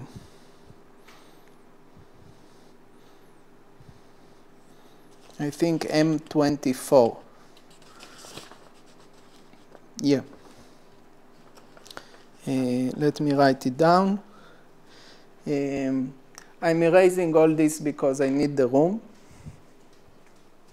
Now I will describe what it is actually.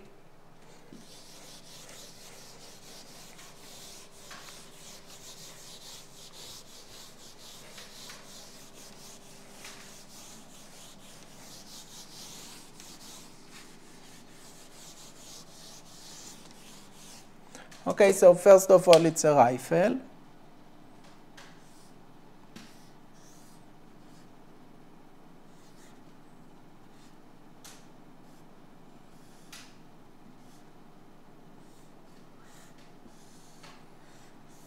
Okay, and it's called the Remington Model 700.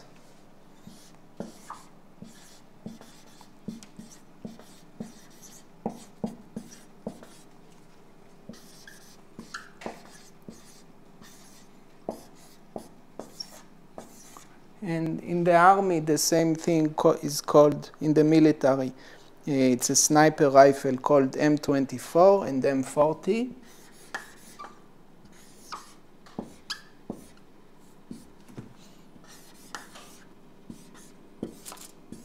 Okay, so it's a sniper rifle.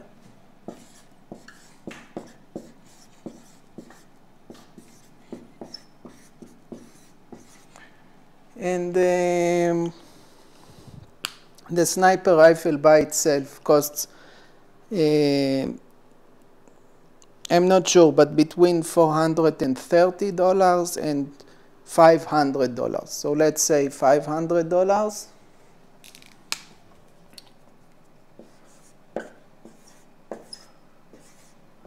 So what do you get for another, you know, $3,500? You get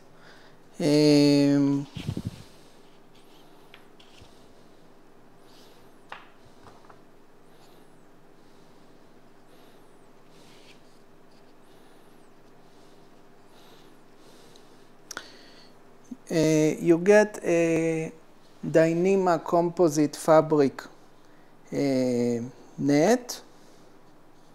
Okay, it's a heavy-duty net. It's like a really strong nylon, polymer. Okay, so but really strong.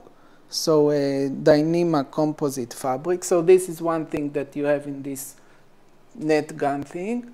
The other thing is here. You have like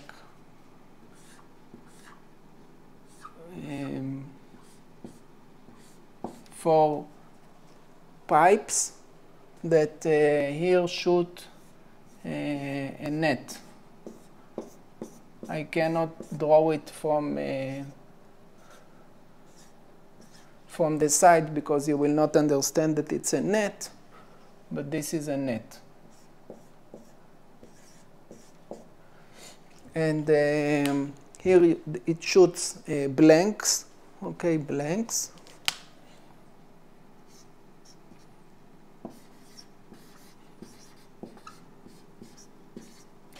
And like the bullet is not really a bullet but blanks, and it gives the pressure to shoot this net, and the net like goes towards the enemy and catches it. Originally it's for animals, okay, like instead of shooting a tranquilizer or like a sleeping drug into the animal and you can injure it by mistake, like if you shoot it in the eye.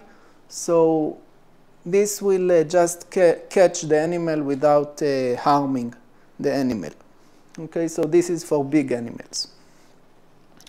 They have a video, if you want, in YouTube. Everybody has videos in YouTube. This is also a video in YouTube. Okay, so you get the gun. You get the net, mesh size, cover any target, nylon and Dyneema nets. Let me write Dyneema.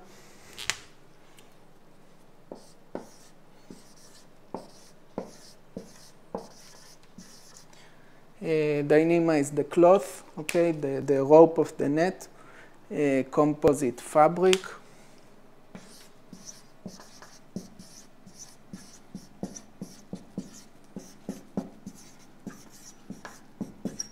Okay, it's not just like a fishing net. It's really expensive and strong net. Dyneema, I'm reading from Wikipedia. Dyneema composite fabric, it's acronyms DCF, also known as Cuben fiber, CTF3, is a high performance, okay, I'll write it also, Cuben fiber.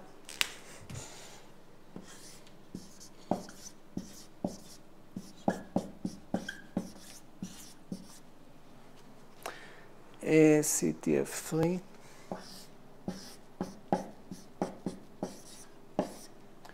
And this is a DCF.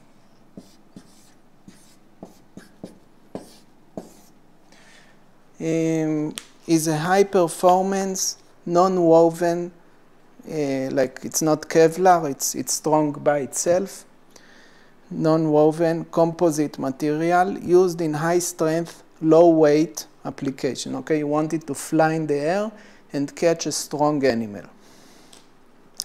It is constructed from a thin sheet of ultra-high molecular weight polyethylene, UHMWPE, Dyneema, laminated between 2 sheets of polyester. Okay, it's like it's pressed between two sheets of polyester, and polyester is, one second,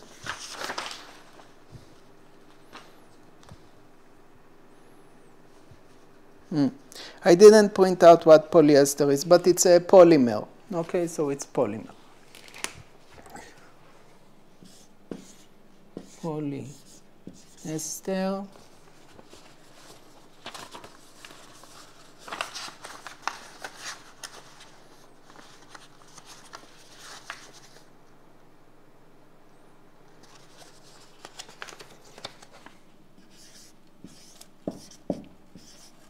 It's also a character from Samurai Pizza Cats.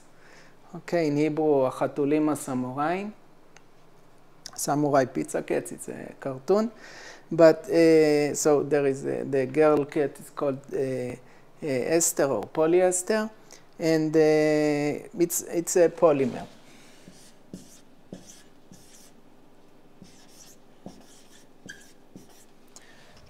Okay.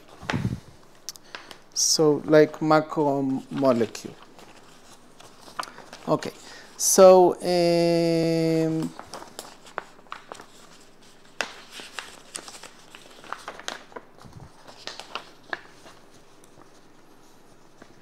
it doesn't include the blanks. So the blanks you have to buy, and it's a 3 years warranty, quick detach options, blah blah blah. Okay, so and it has other models like fixed, QD canister, which is like gas or something, and QD 3-barrel canister. I don't know what everything means, but it's like it's really getting us closer to what we want. Okay, so this is the big problem is this, the price. If each soldier will have something like this in his hands, instead of something that costs, I don't know, $500, they will have something that approaches like 5,000 or 4,000, then it's a big problem for the IDF. And another big problem is that it doesn't have a way to find the drone. Okay, it's a big problem, but it's kinetic. It's portable. You can carry it. One man can carry it, or each man can carry one if you have enough money. Sorry. This net is not harming the drone enough. It just catches the drone. So in principle, the drone is not damaged, okay, which might be good if you want to gather intelligence, but usually you just want to blow up the drone, the enemy drone from the skies. So it's not good in this sense. It's not harmful enough. But other than this, it's pretty good. So I'm still writing it. It's the last thing that I will write in not good, but it's pretty damn good. Okay? So now we will go to, we will start talking about my solution, which is good. Okay.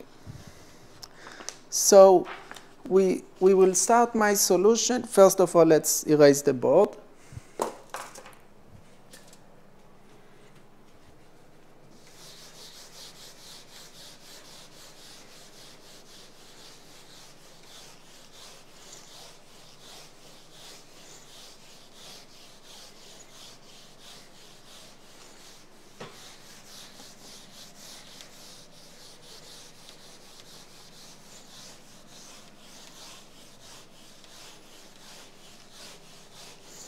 I just want to see one thing, like which gun they use. 1 second, I will bring my phone.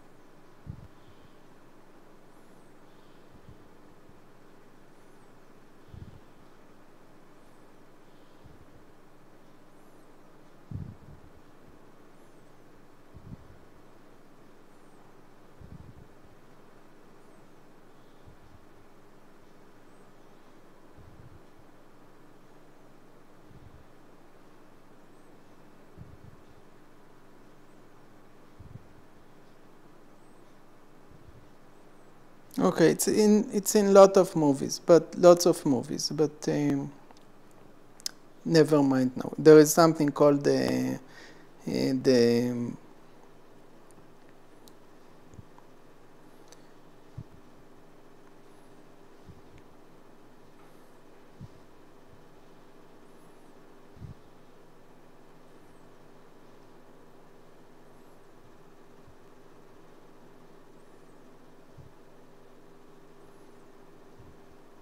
Internet Movie Firearms Database, and I wanted to see it in a specific movie, but it's like in lots of other movies, either as Remington 700 or as M24, and I guess also as M40, but mainly as Remington 700.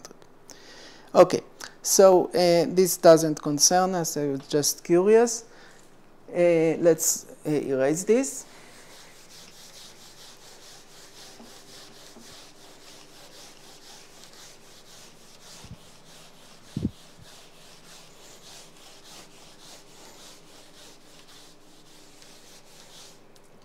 Okay, and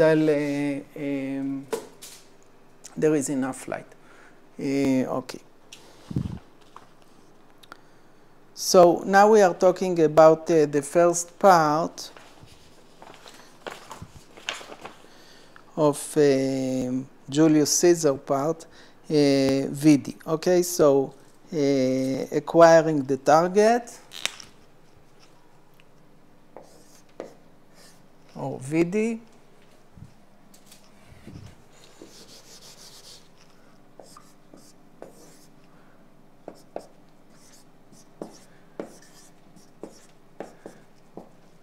Acquire. This is I saw, but here we are talking about I heard, I hear. Okay, so but we will see that we can translate it into visible signal.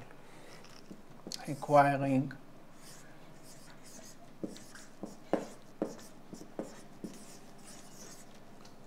the drone.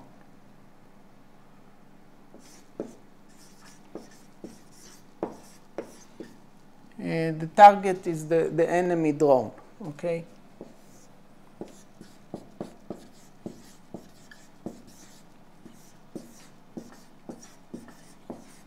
Okay, so how do we do this? We do this with acoustic mirrors.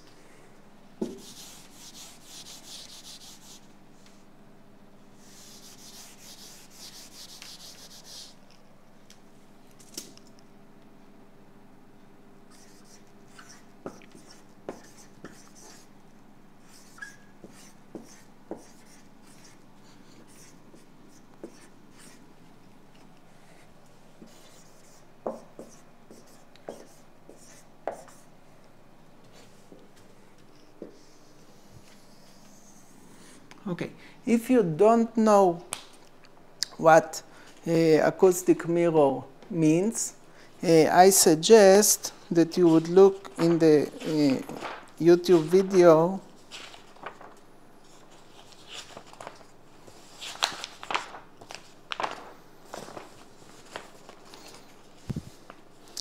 YouTube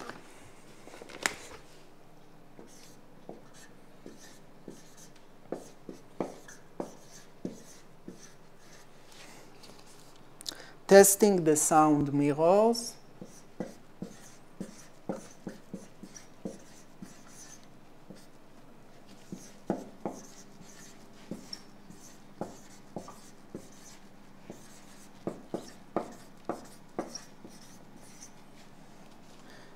That protected Britain.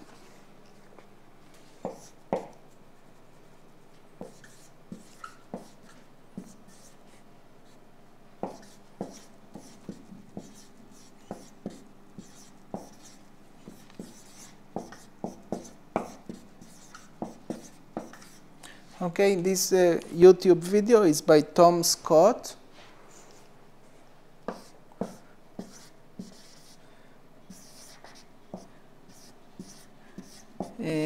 He normally talks about, is from the RAF channel. I don't remember the name of the channel, but RAF is the Royal Air Force. and it talks about radars most of the time, but this is like about what happened before radars. Okay, so I really suggest that you look up in Wikipedia. I will show you this picture in the phone. Sorry that I didn't print everything, but again, I was low on motivation here because of the reaction to my previous videos.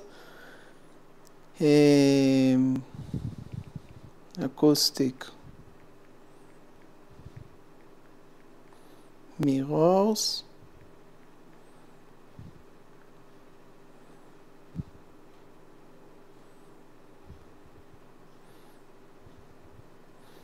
Okay, so here is a 4.5 meter high, which is 14 feet and 9 inches acoustic mirror from concrete, made from concrete, from World War I, near Clincy Grange, East Yorkshire, UK.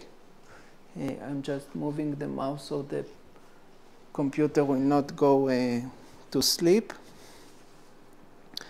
The pipe which held the collector head, in parentheses microphone, can be seen in front of the structure. Okay, so I'm magnifying this. This is thanks to Paul Glazard. Okay, so I'm showing you this picture. Okay, I hope you can see this. It's best that you would see it in Wikipedia by yourself, but if not, at least see it here. And another thing here, acoustic mirrors at RAF, Royal Air Force, Dengue. Okay, so RAF Dengue.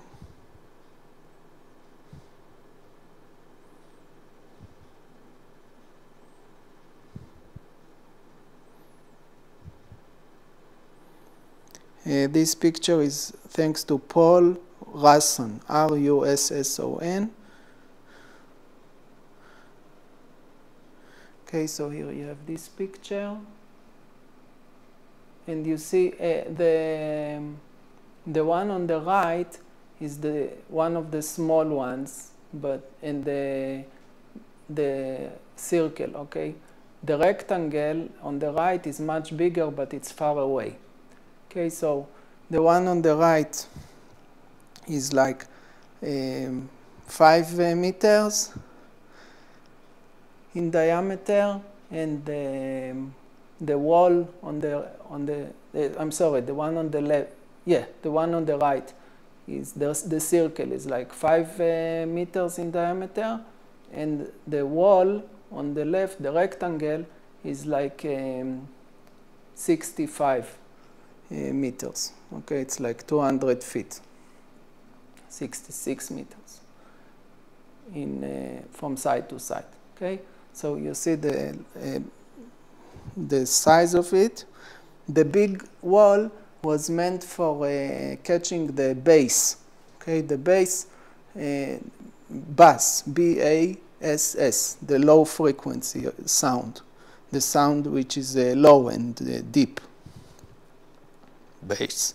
Okay, I cannot make a bass voice, but you understand what I'm trying to do. Okay, this is it from another angle. 200 foot, 20 foot, and 30 foot mirrors. Okay, you see it's not really mirrors, they just reflect the sound. The original uploader was J.K. Solomon at English Wikipedia.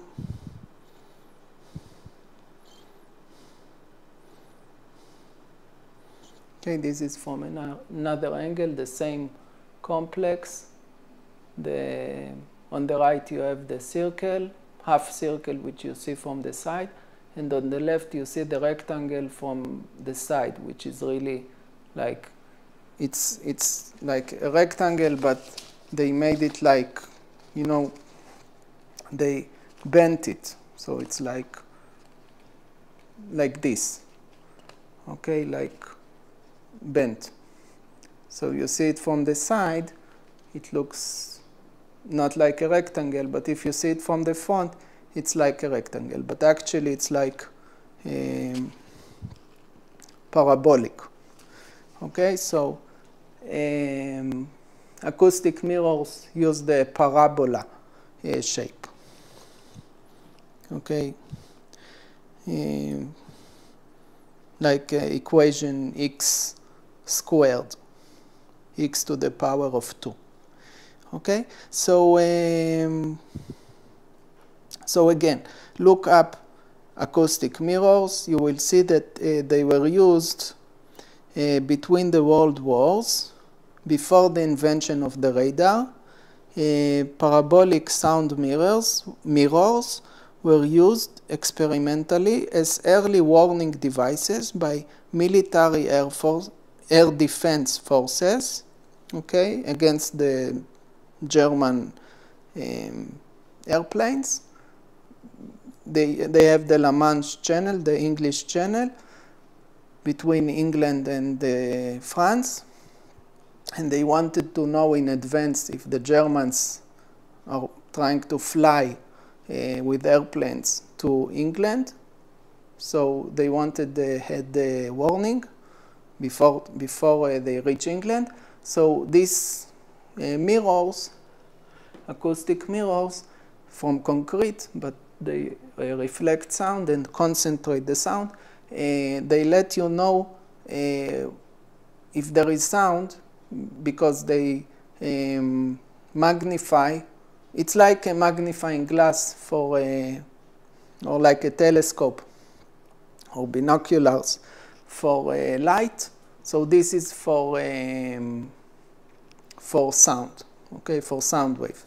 So instead of light waves, light rays, you do it the same for sound waves. So if you have this mirror from the side, like this is the shape of the mirror, okay, so like bent, okay, so if we, or maybe we'll draw it like this, okay, like this, bent like a ball, like a bowl of soup. So if we have the mirror,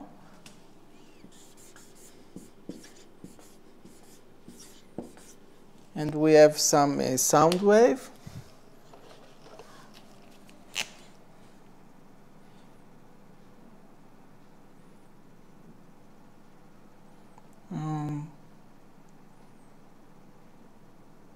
if it comes from here, it goes back in the same direction.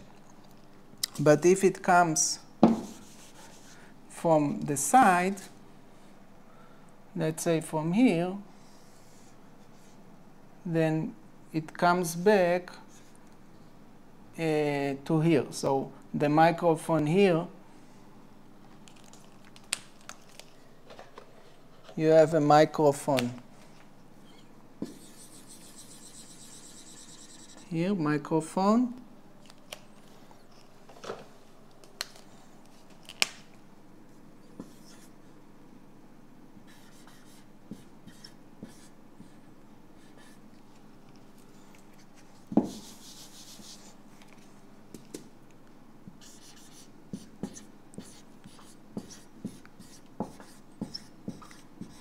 Okay, this is the microphone, and this is the sound.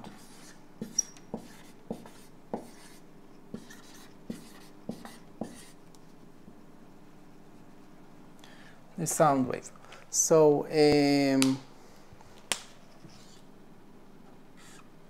so the sound wave comes, let's say the drone or the German airplane is coming from here. Okay, so it reflects in the mirror into here. And like all the sounds, even if it makes like a sound from here, it comes to here. So all the sounds that this object make come to the same place here. So this is the focus, focal point. Okay, so the focal point, the focus, changes according to where the drone is. If the drone is here, okay, the drone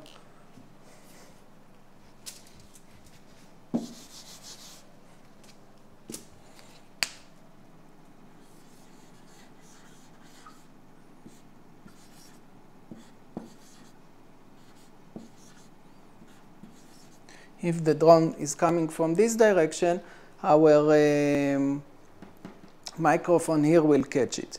And we have microphones all around, okay? So we have microphones here, and here, and here, and here.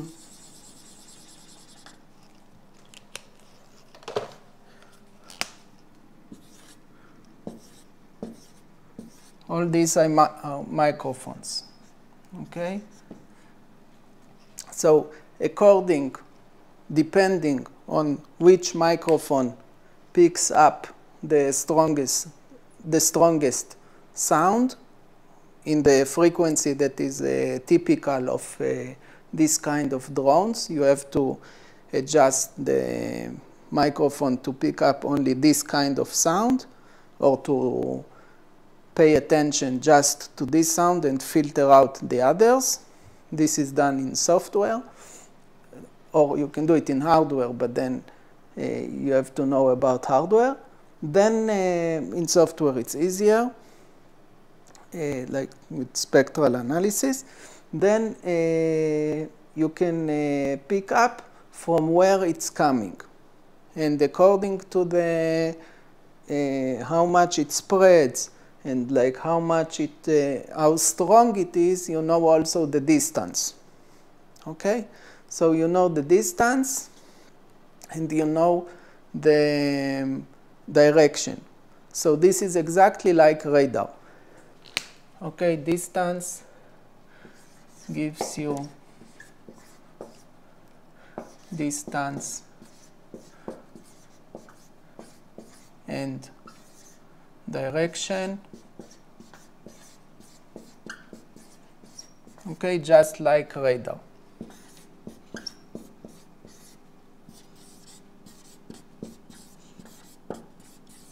Okay, so of course I'm not talking, these ones that protected Britons were made from cement. Originals was made from cement, but we use, and it was big, the small ones were 5 meters in diameter. We use small ones from plastic. Okay, let me show you what we use. We use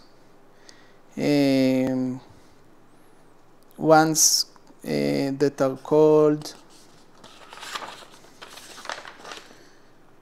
it's from a stuff called polystyrene.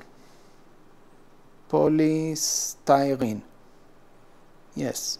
In Hebrew it's kalkar, but in English it's polystyrene, a polymer from the monomer styrene, carbohydrate, liquid, okay. But it's solid, okay?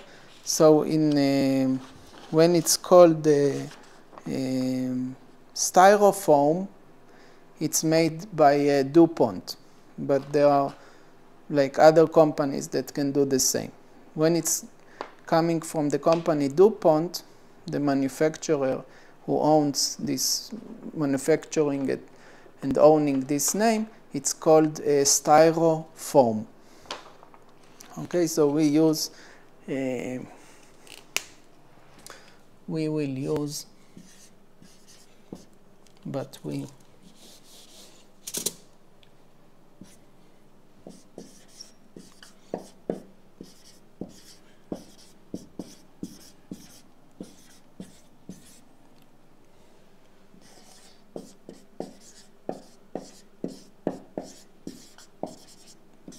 from DuPont.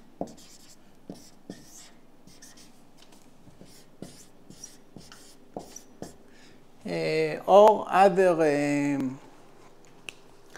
other polystyrene.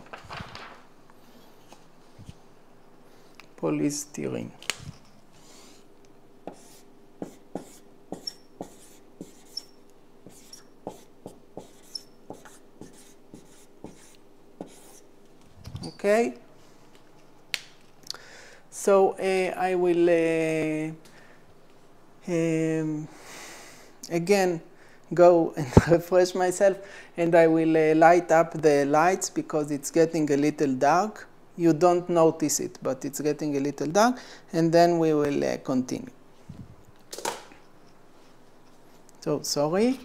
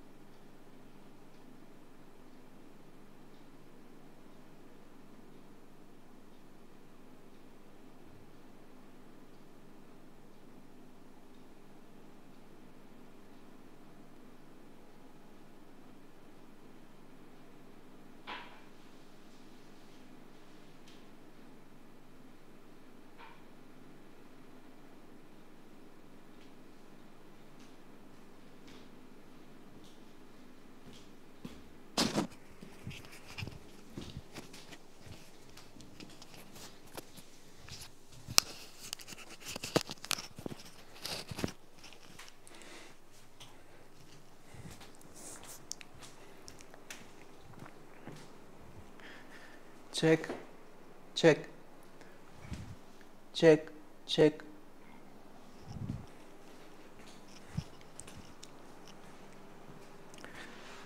Okay, sorry. So now I will erase the whiteboard and we will continue. So I just want to emphasize, we will not use the same material, and we will not the same material, not concrete, not, sorry, cement, I meant concrete.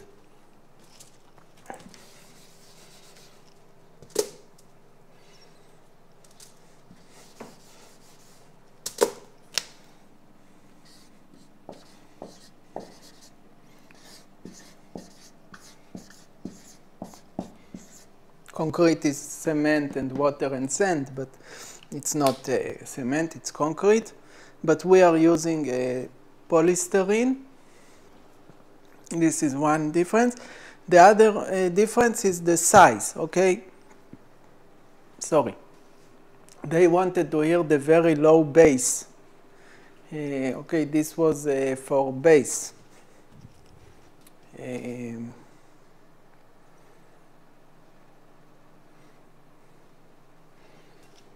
Okay, this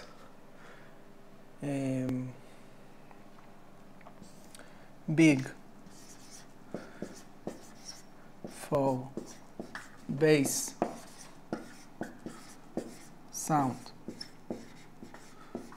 Okay, bass sound. We will use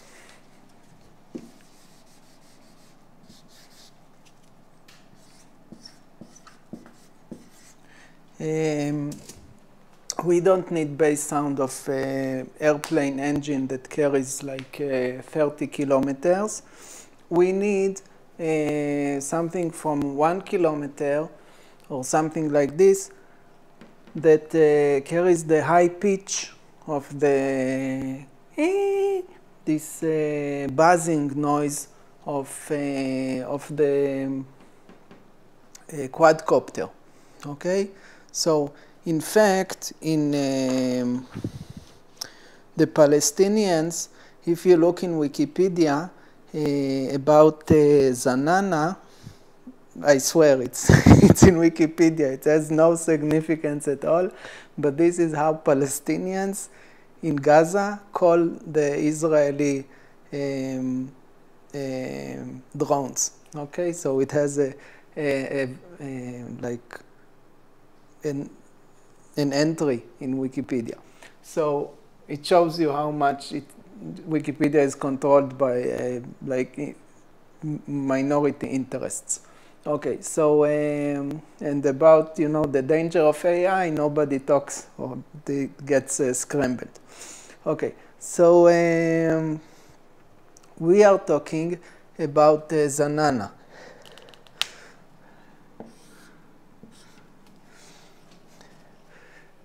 Zanana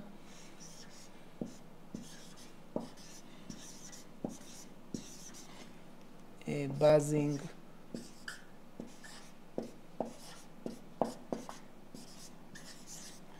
sound.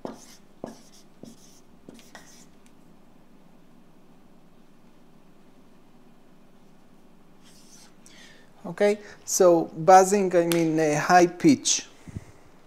So because it's high pitch, the frequency is high and the wavelength is short. Okay, so short wavelength. Why did they do like 200 feet, 66 meters wall of concrete? Because the circle of 5 meters in diameter was not enough for the long wavelength of the bass sound of the engine of a big airplane, German airplane. But we need the high pitch buzzing sound, the Zanana. So it's like a nagging wife in Egyptian or something, in Egyptian Arabic. So this is where they got the word from.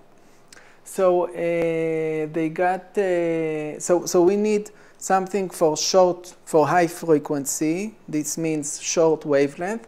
This means we need something small, okay, like a small diameter of the dish, of the antenna, not antenna, of the acoustic mirror, okay? So, so this is what we need. I'll show you exactly what we will use. So I'm erasing everything, and you will see in actuality what we will use.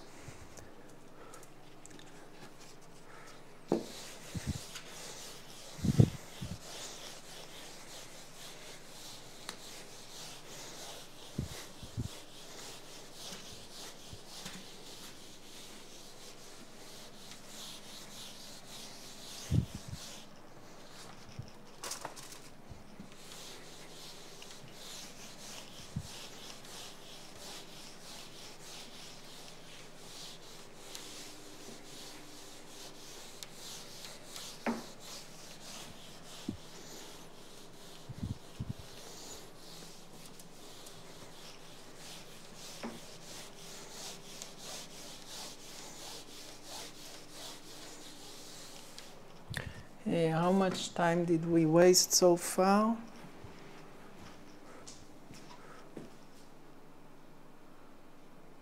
Two hours and 50 minutes. Okay, almost 3 hours, so we need to hurry up a bit. So what we will use is coming from this. Oh, by the way, this big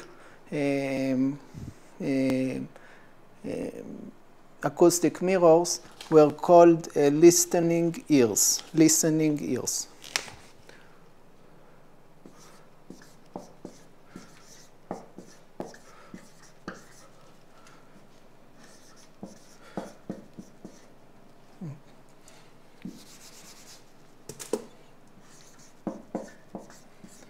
Original aircraft detection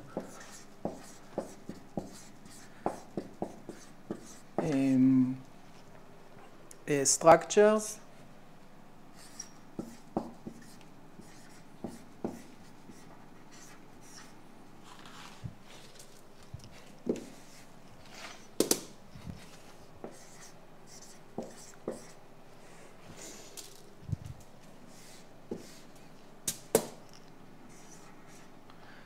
Were called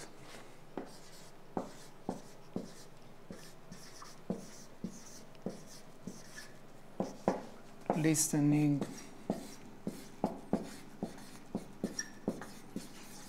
ears. Okay, it's like human ears that keep listening, but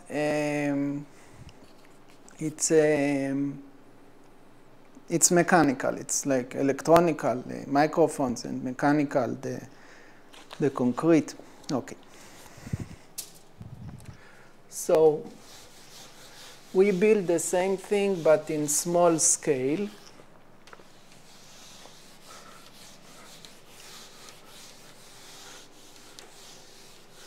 And from lightweight material and the cheap material.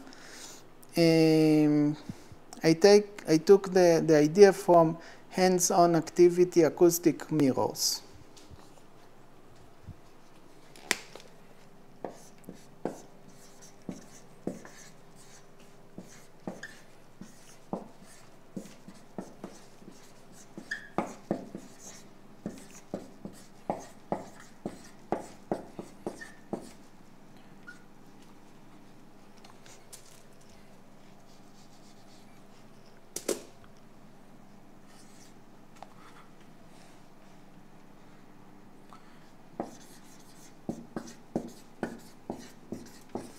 Okay, this is from the website.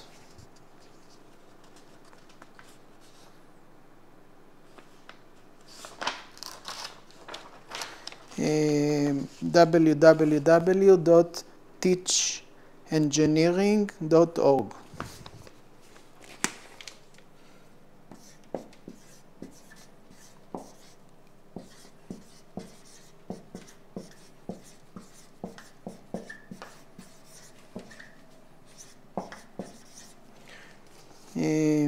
/activities/view.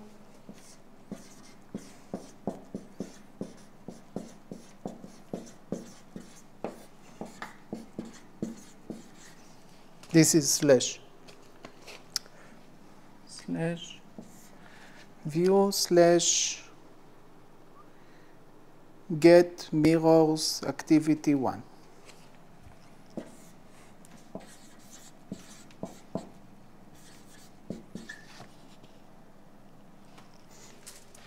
So it's GAT.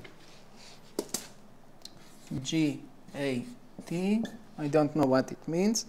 Mirrors underscore mirrors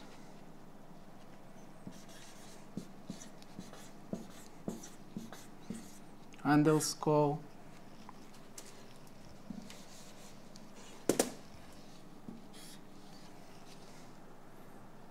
activity 1.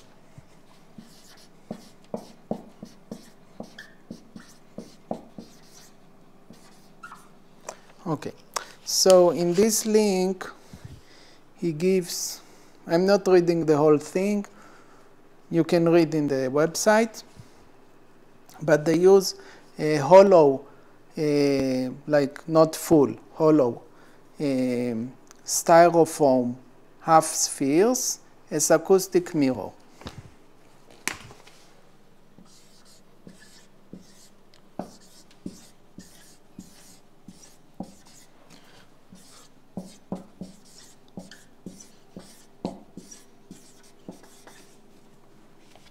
Hollow styrofoam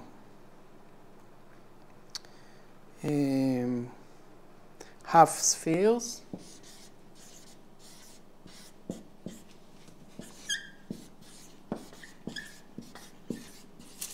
as acoustic mirrors. So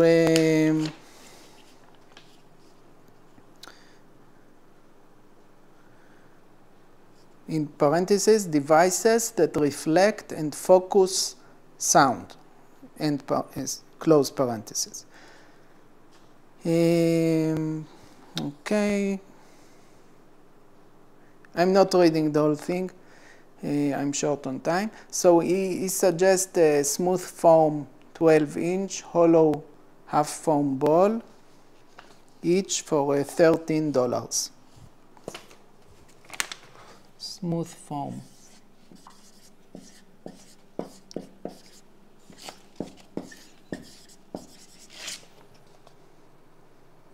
$12-inch.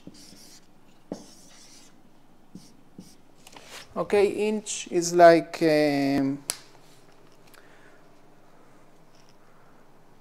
let's see.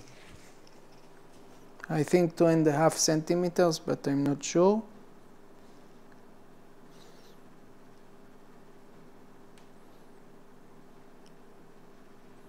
Yes, 2.5, 2.54. So 12-inch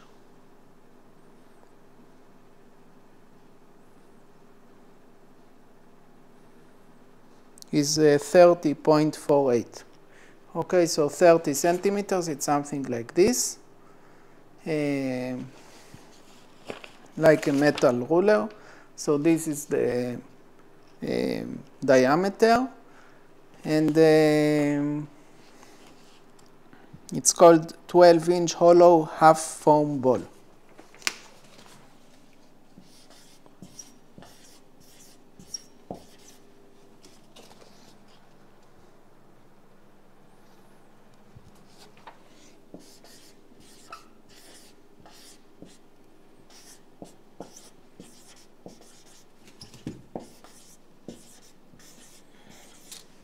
Okay, and it costs $12.99 each. $12 99. Okay, so and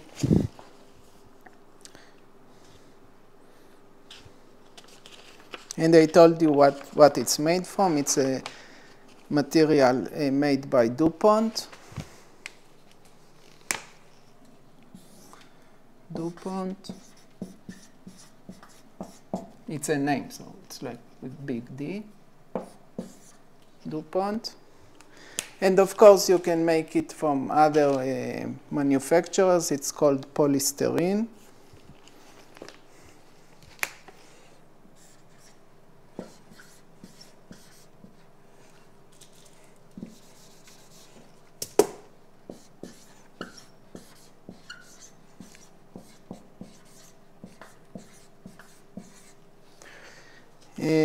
Polystyrene. You can see in Wikipedia. Polystyrene, extruded polystyrene form, which in Hebrew, again, it's kalkar. So if you are listening and you don't know what it means, it's in Hebrew, it's kalkar. Okay. So this is our mirror. Now we will talk about the microphones. Okay, so I have two suggestions, which are really the same suggestion, but they are both Amazon's choice. So it's like recommended by Amazon. It cost $10. This was $13. These are $9.99. So it's $10. So I'm erasing this.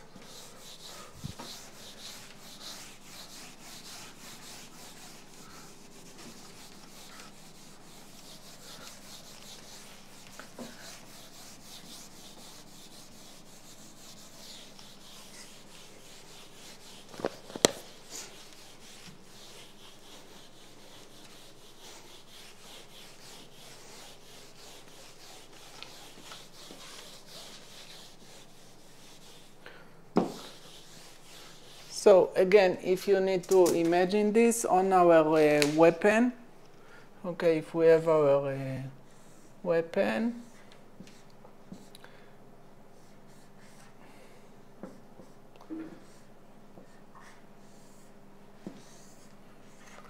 we have on this our mirror, okay, so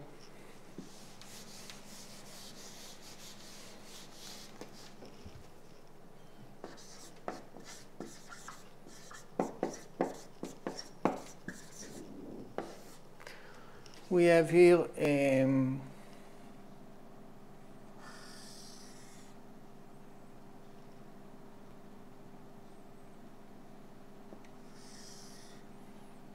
okay, something like this.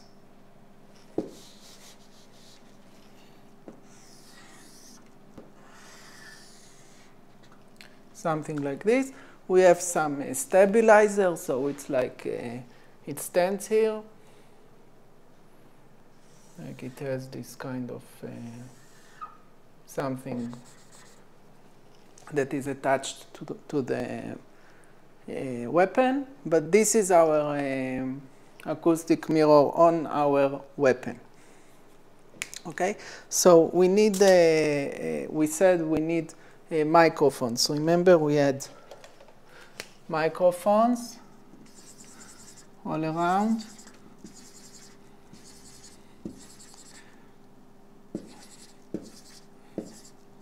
It's in front of this thing, but I cannot draw it in front, so you will not understand what's going on. So you need to imagine it's in front. Okay, so the microphones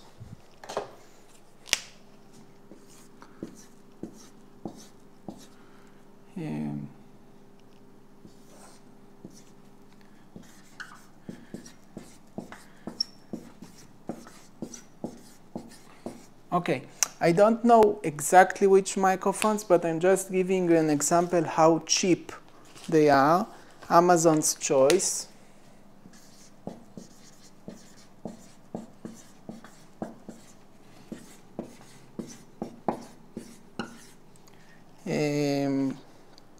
Marengo handheld wired microphone.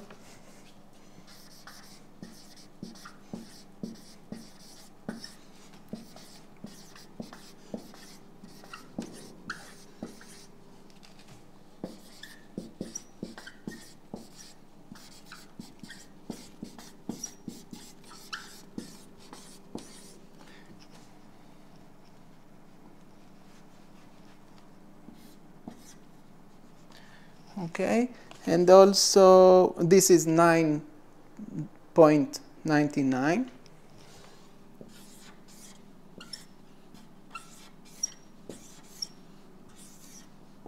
So actually it's $10.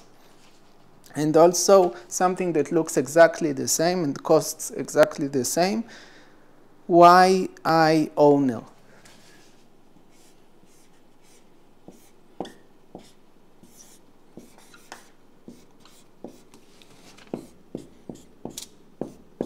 So I think it's exactly the same product. Also $99, $9.99. Okay, it's the same, $9.99.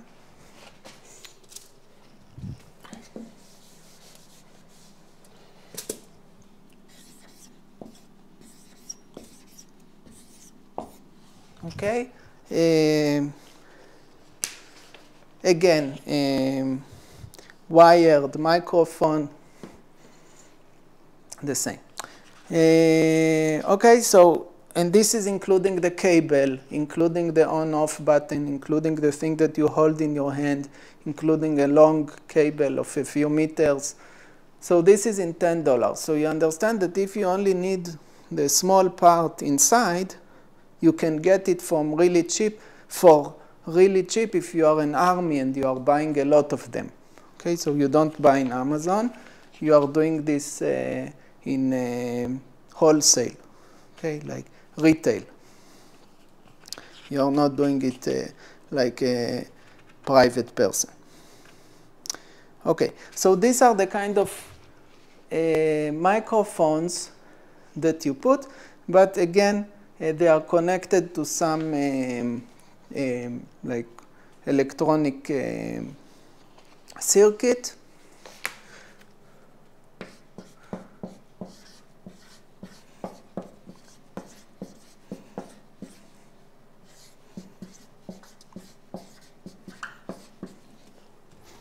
Okay, so let's draw this in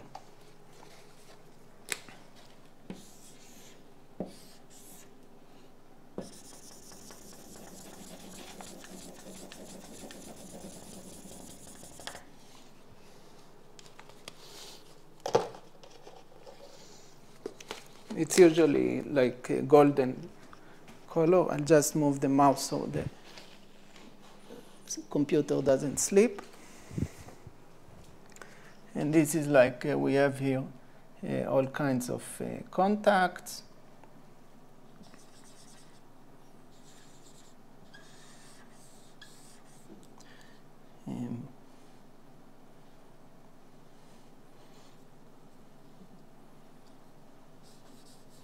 I don't know anything in electronics, so forgive me.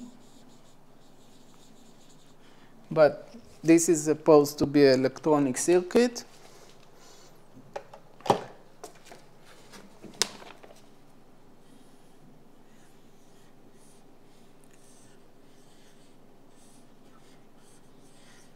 And you have here some components and some, I don't know, something. And all these microphones talk to the circuit, okay?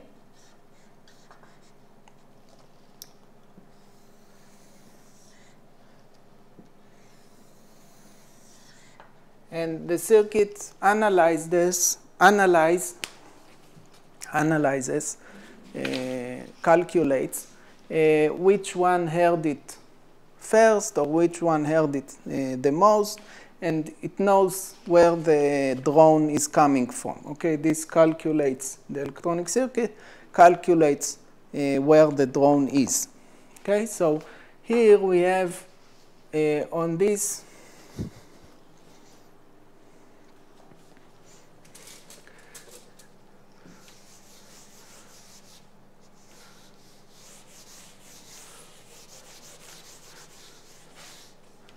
Okay, so I think what we should do, I'm not sure, but I think we should have here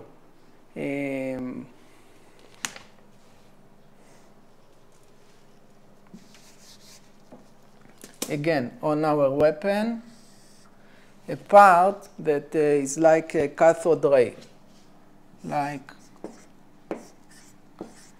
cathode ray. Okay, cathode ray is like an electron beam.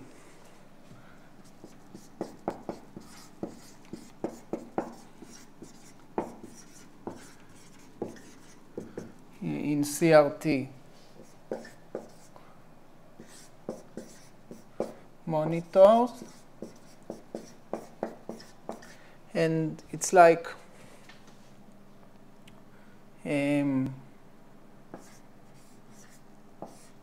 shooting this beam.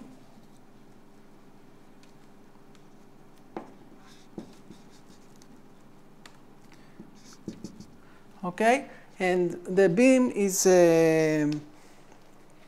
you can control the beam with small magnetic fields. Okay, so you can, the same thing that you can put the beam and put a pixel where you want it, like if you want to change it to this side or this side, to the left or to the right, so to up or down, you have two magnetic fields.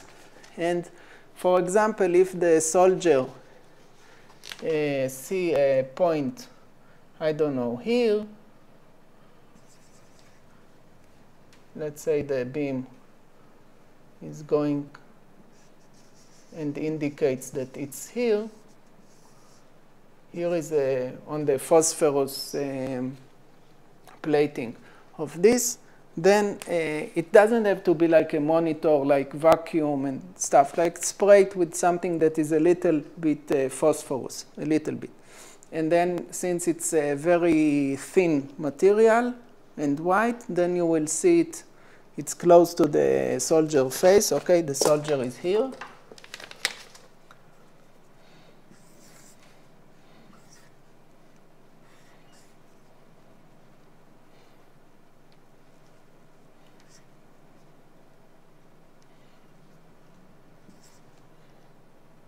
Okay, this is the helmet.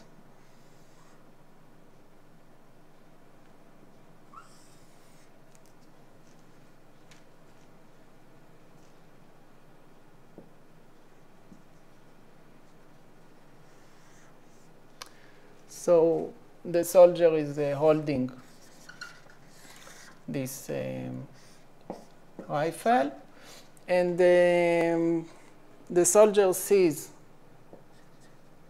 the point of light, and he knows where to direct. Okay, the electronic circuit, this card, calculates where to put the beam, and the soldier doesn't need to hear. The electronic circuit and the microphones listen and hear.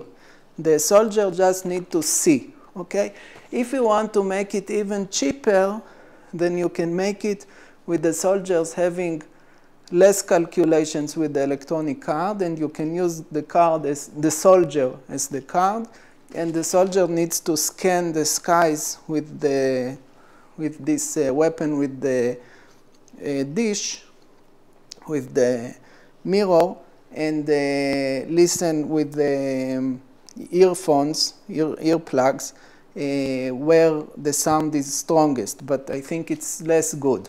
Okay. Or you can combine, and then you don't need this. But anyway, I think this is best. It's not expensive, and it's very, very old technology. This is like I don't know, at least 100 years old, the technology, and of cathode ray. And what I'm trying to say, the soldier, according to this, points the weapon until the point is exactly in the middle or more or less in the middle, and then shoots, pulls the trigger. Okay, I didn't do the hand should be here. Okay, so so this is the acquiring. Okay. Okay, now, okay, so we shoot in the right direction. Okay, so what do we do now? What do we shoot? How do we shoot? Okay, this is the VD. What about the VENI and the VICI? The stage 4, this was stage 4. What about 5 and 6? Okay, so I want to see how much time we have. Okay, we have, it's 3 hours and 15 minutes. Okay, 3 hours and a quarter. So we have until it's 4 hours, which is our limit. We have 3/4 of an hour, so I will try to do it faster because up until now I wasted a lot of time.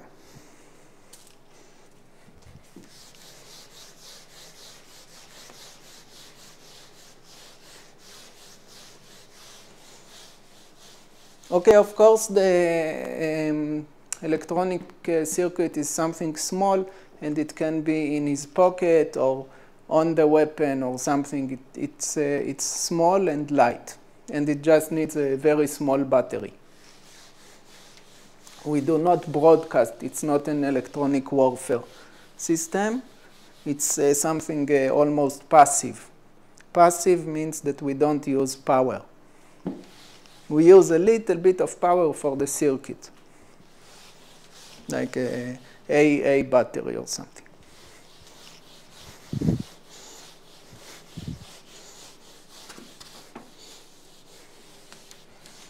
Okay, so in this cheap price, we can have a mirror and a few antennas, a few microphones, like 10 microphones or 8 microphones, like left, right, up, down, and the diagonals.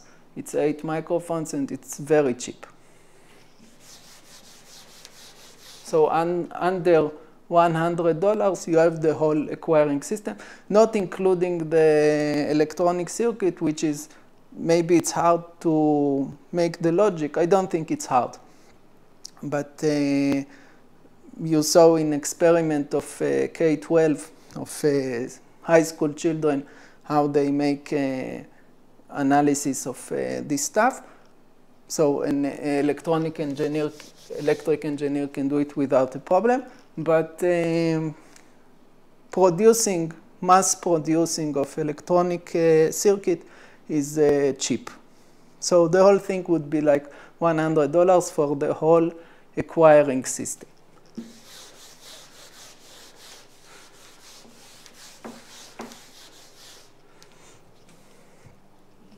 Okay, so this brings us to step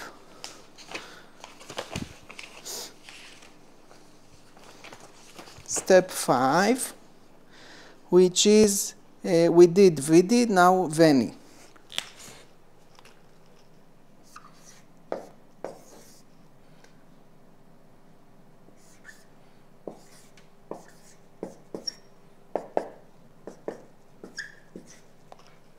Deploying.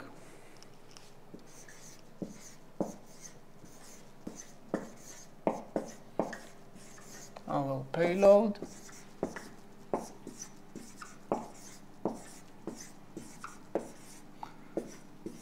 Getting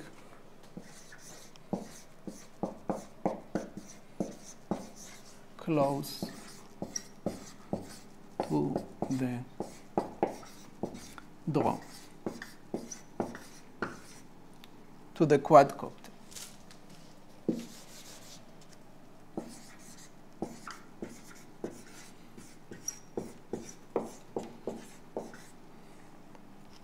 Okay, so how do we do this? So for this, we take, first of all, how it should have been done. Okay, the good and expensive way. So A.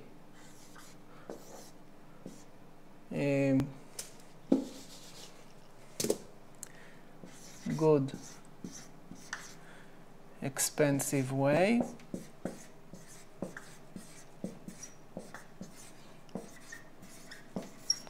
B, cheap and dirty.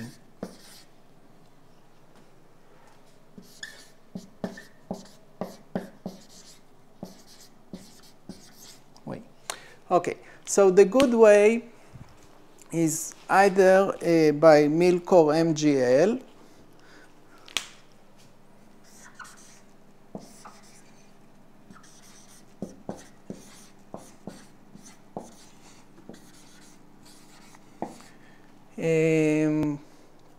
or by, this is multiple grenade launcher.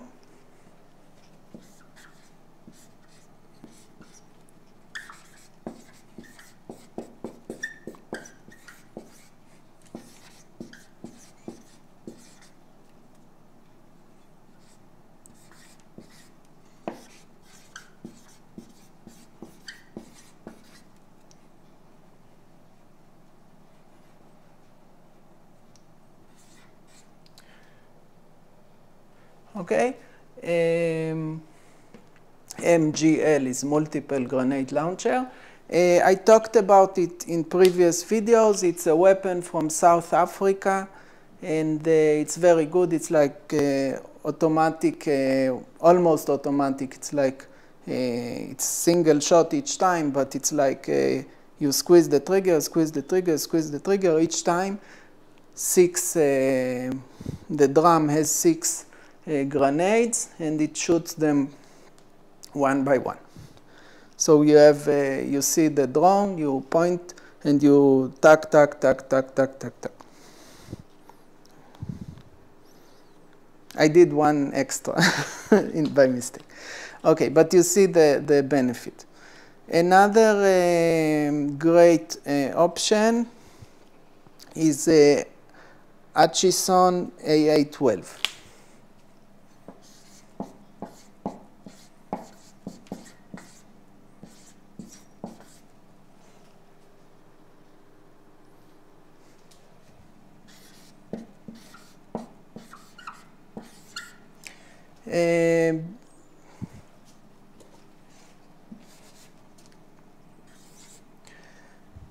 AA means auto assault.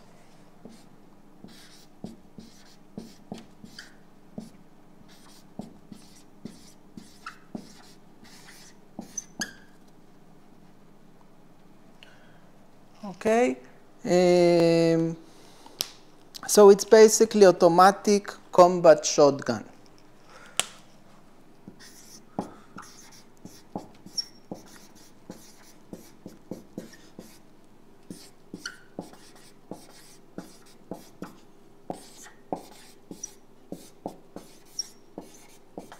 Okay, shotgun, it spreads shot like bird shot. Automatic means exactly what it sounds like. You squeeze the trigger once and it goes by itself. Okay, so you can see in the video of this crazy Russian guy that I've shown you in a previous video about when we made the cheap system that protects armored vehicle. So we talked about these two, okay, in the automation process. These two are amazing, okay. This and these are amazing. In the video, it goes with 2 of them, 2 of these, and this is also amazing. But knowing the IDF and Israel priorities, they will not give the money to protect human soldiers, Israeli soldiers, like in this good way. So I came up with something much, much, much cheaper, okay, which is more probabilistic, but it's still good, because today you don't have anything really. Okay, so I'm erasing this, and I will explain the cheap and dirty way. again, we don't know what we don't understand yet what happens when this reaches the enemy, but we know that this deploys, get us out there, close to the drone, close to the quadcopter. This gets us close to the quadcopter. We don't understand yet what we are going to do there. We are still in the coming, Veni. Okay, so I'm erasing everything. So now we will do the cheap and dirty way.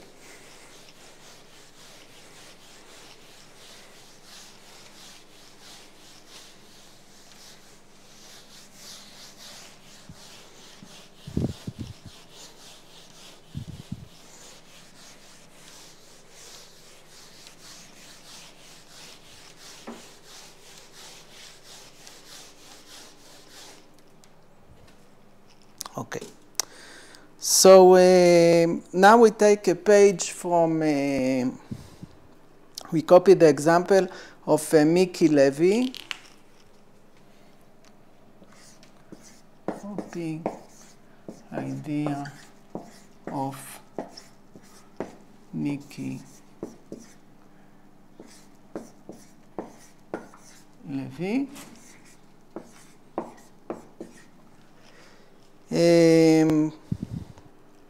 I'm not sure how to spell his name. I don't want to waste time. Okay, so I hope I'm writing this right.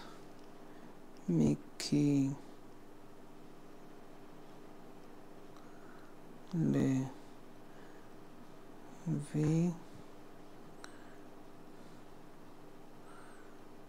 It's with the Y. He's spelling this like this. Okay, so Mickey Levy is a member of Knesset.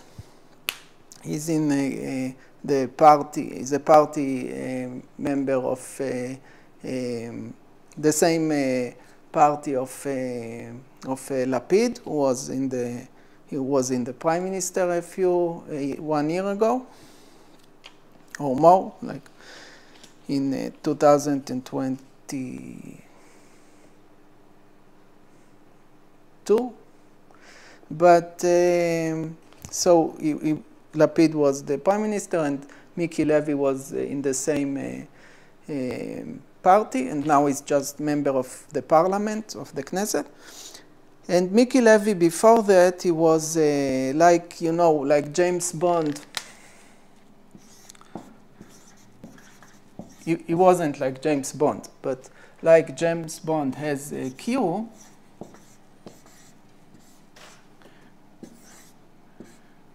Department.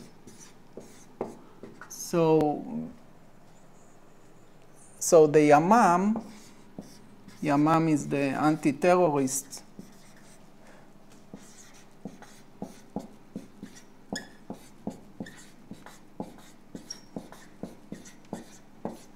special unit. So they had a department, research and development, and he headed this R&D, and he was the head of this department, and he invented, okay, in Hebrew it's a special,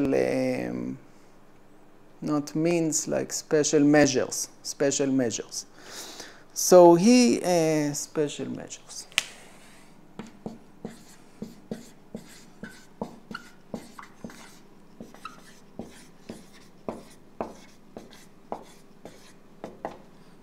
And he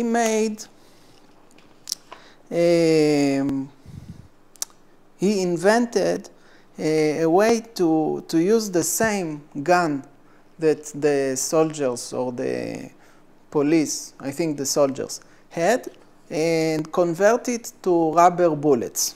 Okay, so he invented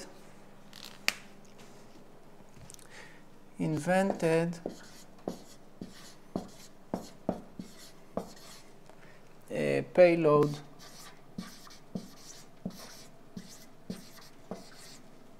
of, or a way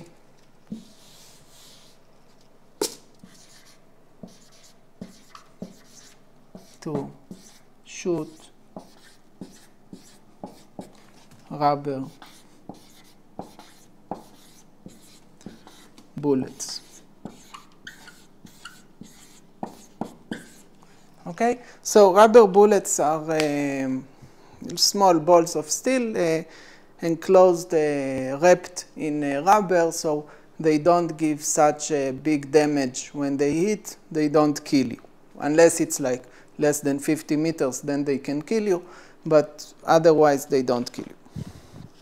So what he invented, and he even tried this on himself, like he asked them to shoot him in some range, and he got shot in the butt, in the ass. I'm not joking, it's real.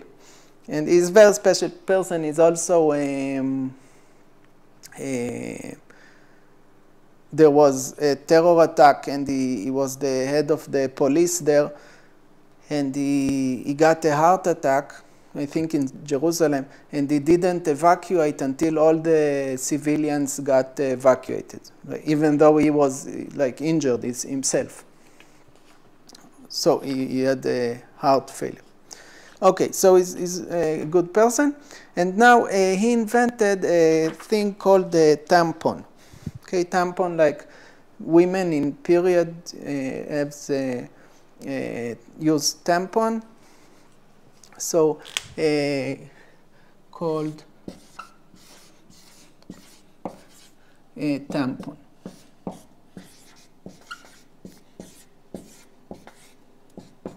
Okay, so what is this tampon? It's like if you have this, your weapon, and you put something on this, on the edge of the weapon, and into here you bring the tampon, which is like a sack, like from plastic or something, of these balls.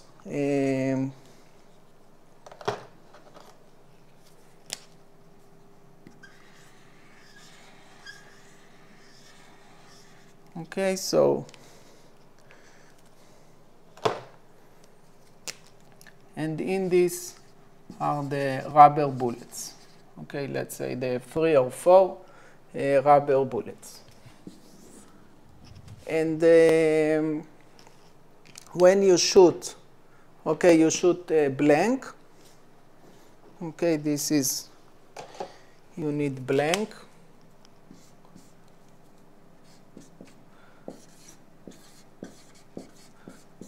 Bullet, and then it gives the pressure, the shock wave, the push to throw this, and this falls apart, the nylon sack, the tampon that you stuff it in, so it's like a tampon that women use, and this go and fly and hit the enemy. Okay? So this is what he invented. So we do something very similar. Okay, it's produced by IMI.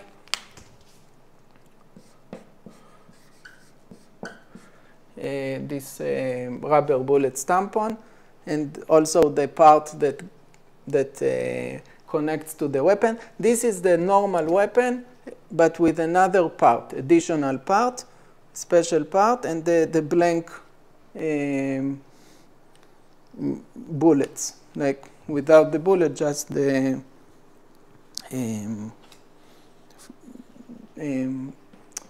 powder, the black powder. Okay, so so you see it's cheap and it does the job.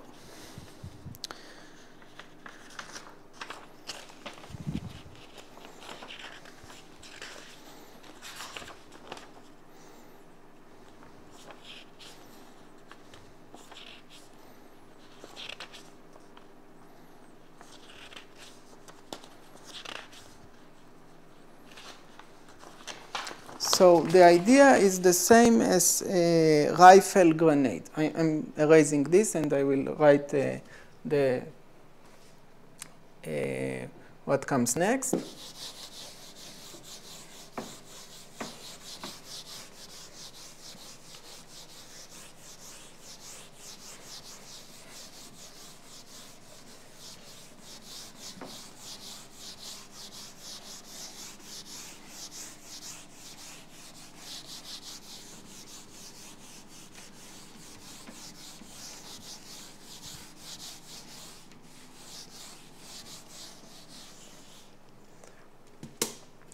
So the same idea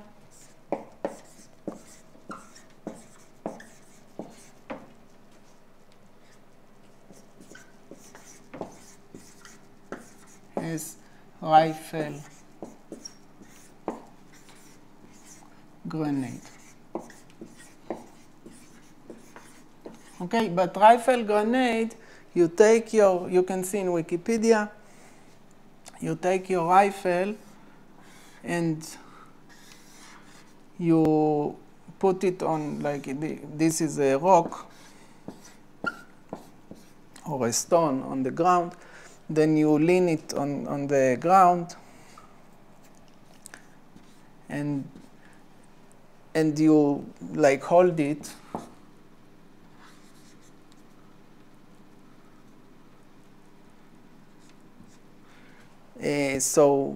and if you don't hold it right, then it injures you, and then it shoots from here. So we are talking more about what Mickey Levy did, which is you don't have to hold it, like there isn't so much, I don't know the word, backfire, like the push back. In Hebrew it's reta, but I don't know how it's called in English. Sorry, recoil.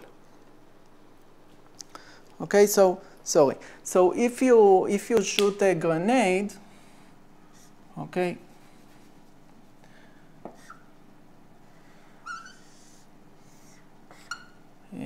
I don't know how to draw this. It looks like kinky, but rifle grenade.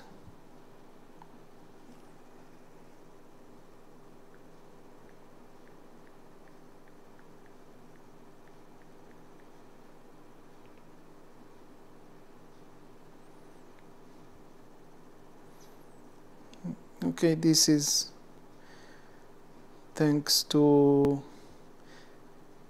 Sniper Snoop.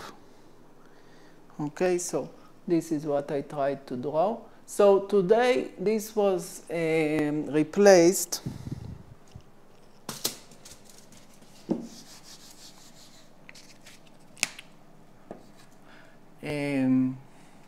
how does it look like?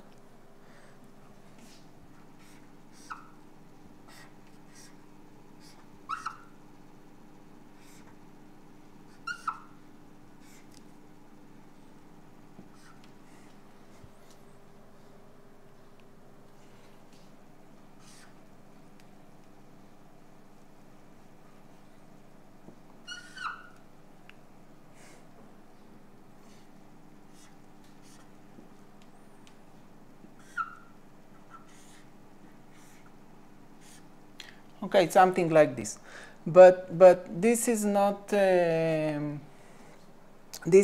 what we are doing, a grenade, because we don't need it anymore. There are grenade launchers and there are anti-tank missiles. We need something much smaller and much lighter. This contains, you know, a lot of gunpowder and a lot of explosives and a lot of weight. We don't need something this big, so we don't need the rock, and we can hold it normally, which is good because we need to aim exactly where the drone is. So it's the same idea, but it's much lighter, much closer to what Mickey Levy did.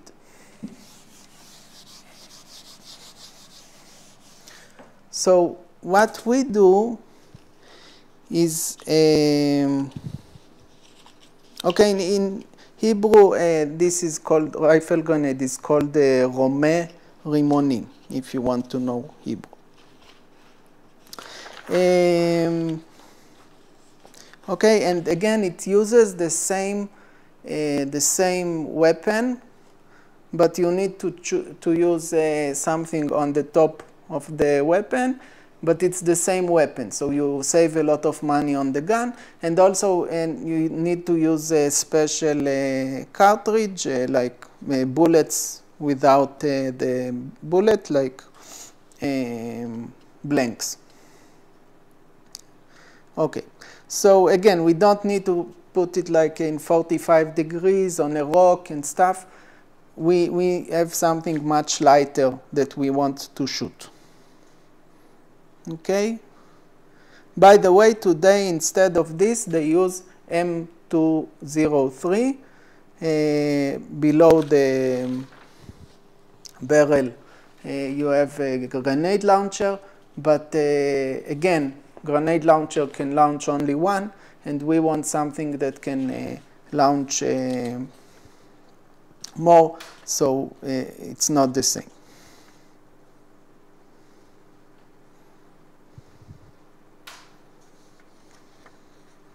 Okay, so we talked about the tampon. Now let's talk about, we finished with the how to get there. Now let's talk about, okay, when we get there, what do we do?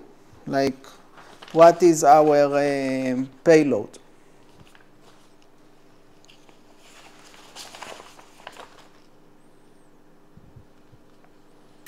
Okay, this is the Vichy part.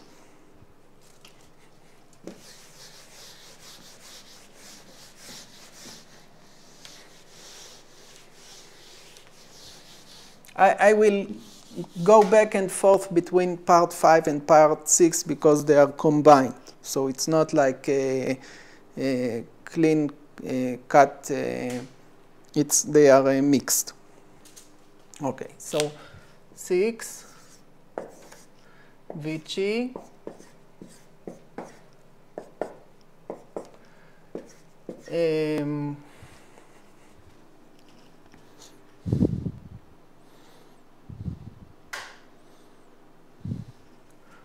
what is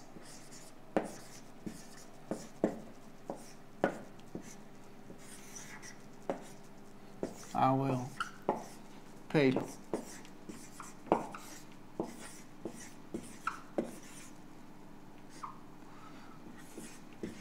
Okay, so the answer is now we go back to the Nazi that was decapitated with the cable across the road. We use piano strings. Okay, piano strings.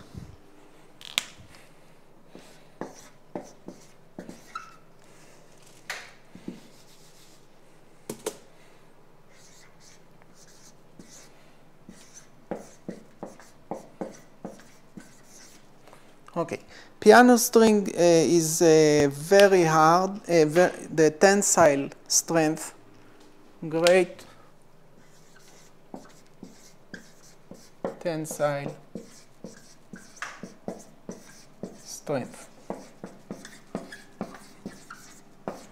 Okay, why? Because ever since Beethoven, pianists want a lot of power, they demand a lot from the piano, they push hard the piano, and we don't want the strings to rip apart, so the strings are very strong.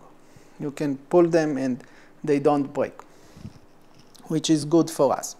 Now, if you think about, and they cost very little, I'll tell you how much.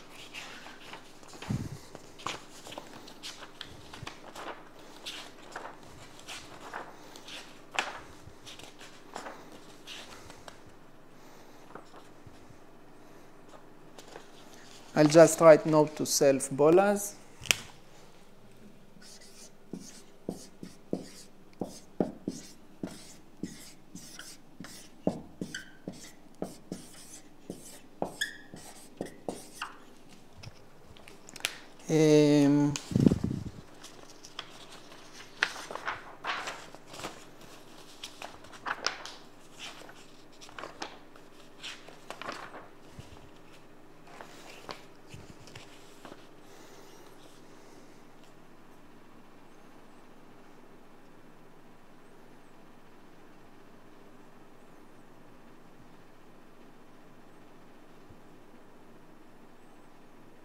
Okay, you can look in Wikipedia, piano wire.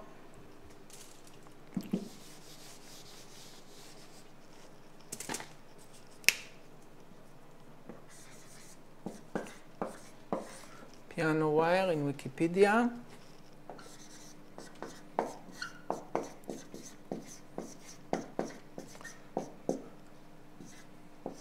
And I will read really fast.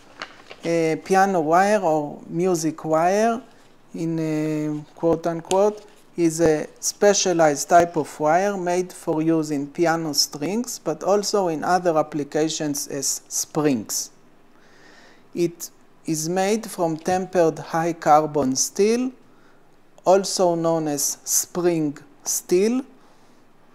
Okay, high carbon steel, it's very strong, which replaced iron as the material starting in 1834. Piano wire has a very high tensile strength to cope with the heavy demands placed upon piano strings. Accordingly, piano wire is also used for a number of other purposes, including springs, surgical uses, and in special effects. Okay. So you can buy in Amazon, for example, precision brand 0392137 music wire, 0.037 inches diameter, 1 Libs coil, high carbon, spring tempered, C1085 steel, 319 KSI, mean tensile strength, 354 KSI max tensile strength, brand, precision brand, pounds, 0.45 kilograms.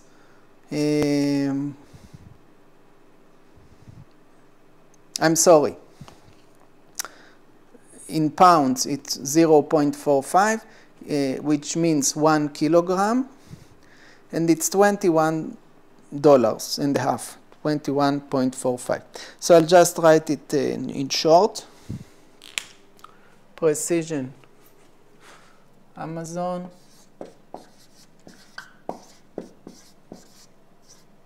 And again, this is for musicians. You can get it much, much cheaper, like $6 in Amazon. And if you buy in retail, then a lot cheaper. So in Amazon for musicians, it's the $20, but not for musicians, it's like $6 or something like this. So precision brand, music wire.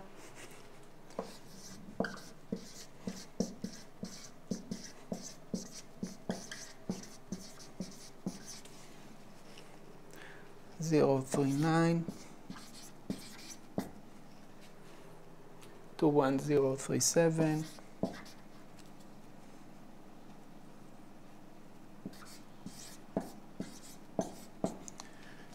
Music wire.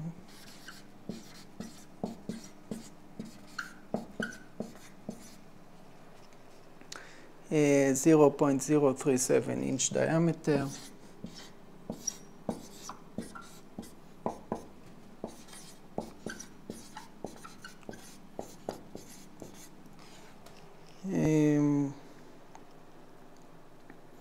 Okay, I'm not writing everything. 1 kilogram of coil, 1 kilogram, $21.45.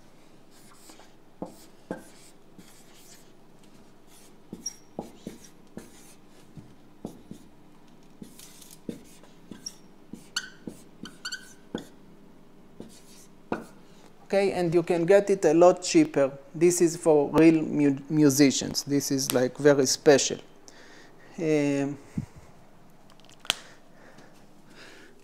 For non-music,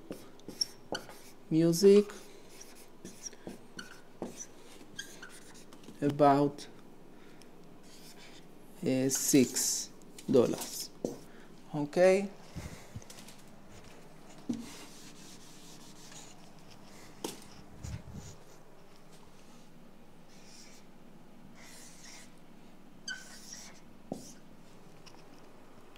And this, again, this is in Amazon. You can get it much, much cheaper. Okay, so I'm erasing this, and I will explain more.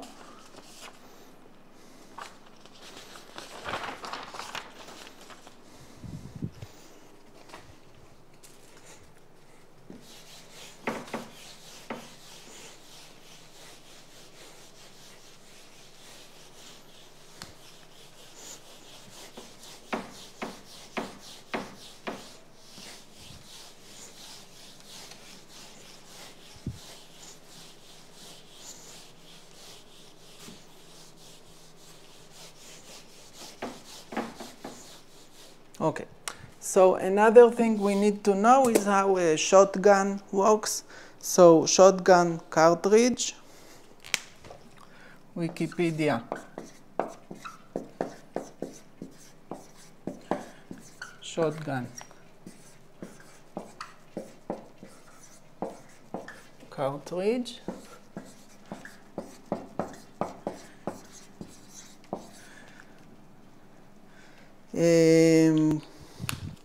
I'm just reading, I'm not writing everything. A shotgun cartridge, shot shell or shell, shot shell or shell,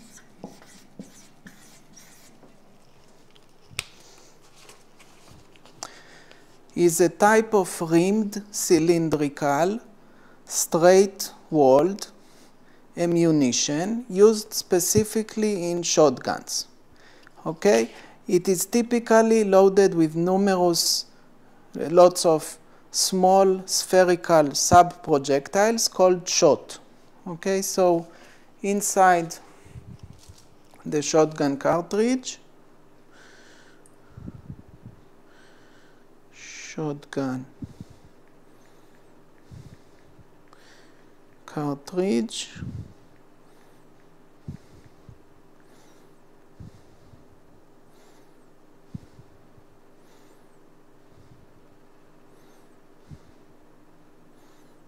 okay, you have a 12-gauge shotgun cartridge in a transparent plastic hull, allowing contents to be seen.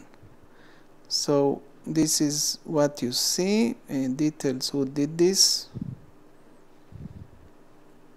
Okay, this is thanks to a user called Lax, L-A-X. Okay, so this is what it looks like. Okay, so on the right you see all the small spheres, all the small balls from metal, from lead. Okay, it doesn't have to be lead, it can be like, I don't know, like bismuth or other kind of things. But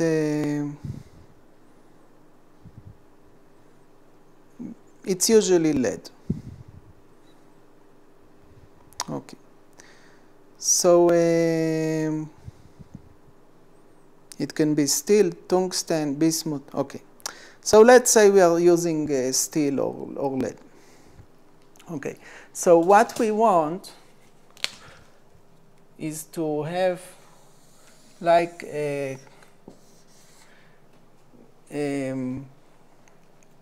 have this explosive. Okay.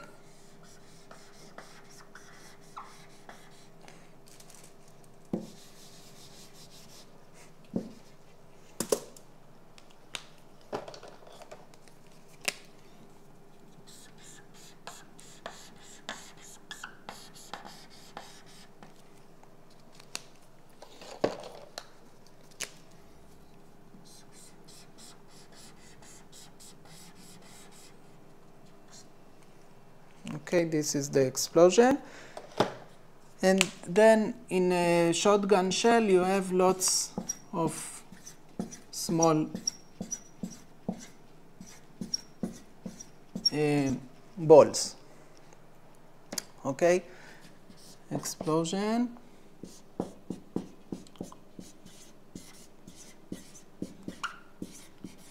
Gunpowder.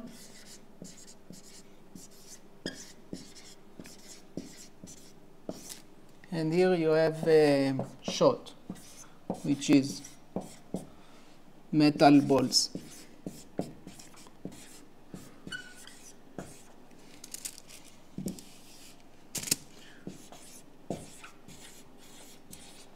Okay, so let's say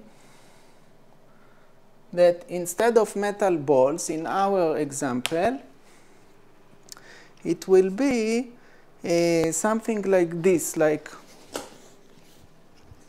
you see this? It's a sewing, I don't know if you can see, sewing thread, okay, sewing thread, and it's wrapped around something round, okay, like a spindle, okay? So here another one. So ours will be something like this. The wire will be wrapped like this. Of course, it will be from metal, both the wire, the piano wire. Okay, this is shotgun.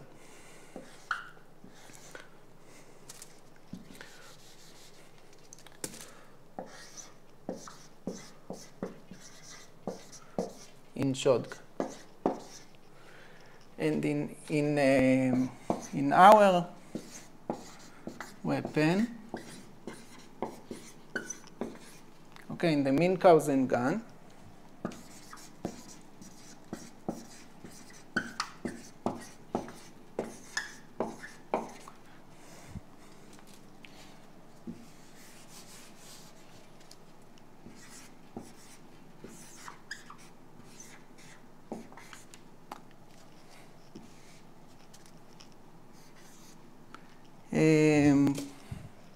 we have something like this, and here wrapped around, but you only see like some of it, like this you cannot see, this you cannot see.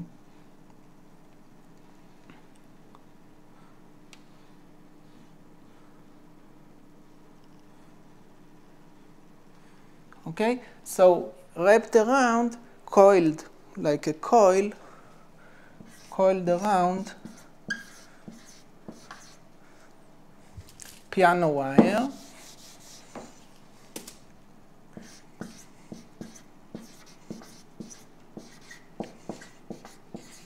coiled around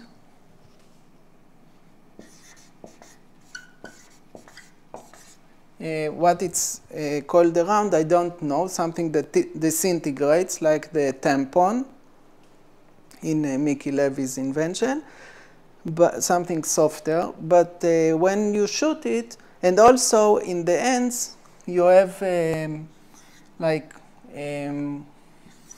metal, this is metal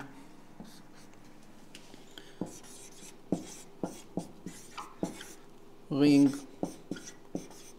or ball. If it's metal ring, it's exactly like a guitar, acoustic guitar string, like where the string is made of metal, and in the end it looks like there is the string is coming here, and it's going around this, and you tie it. This is how a guitar with metal strings, acoustic guitar string looks like. It has a string, it has a ring, or you can weld it, you can connect it with heat to other metal, like if this is steel and this is steel, you can weld them, connect them with heat, like welding, to a ball, like here. Okay, so you have things like this. Okay, so what happens with this? So this is one, you wind it up in some direction, like let's say clockwise, like this. And let's say in a shotgun, they take special care so that it doesn't rotate.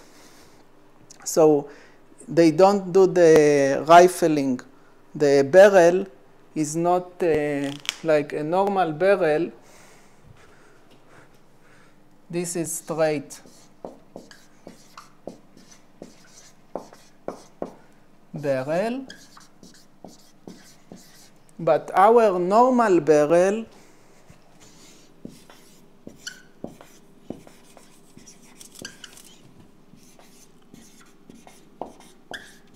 rotates. Okay, it has grooves that go in a spiral.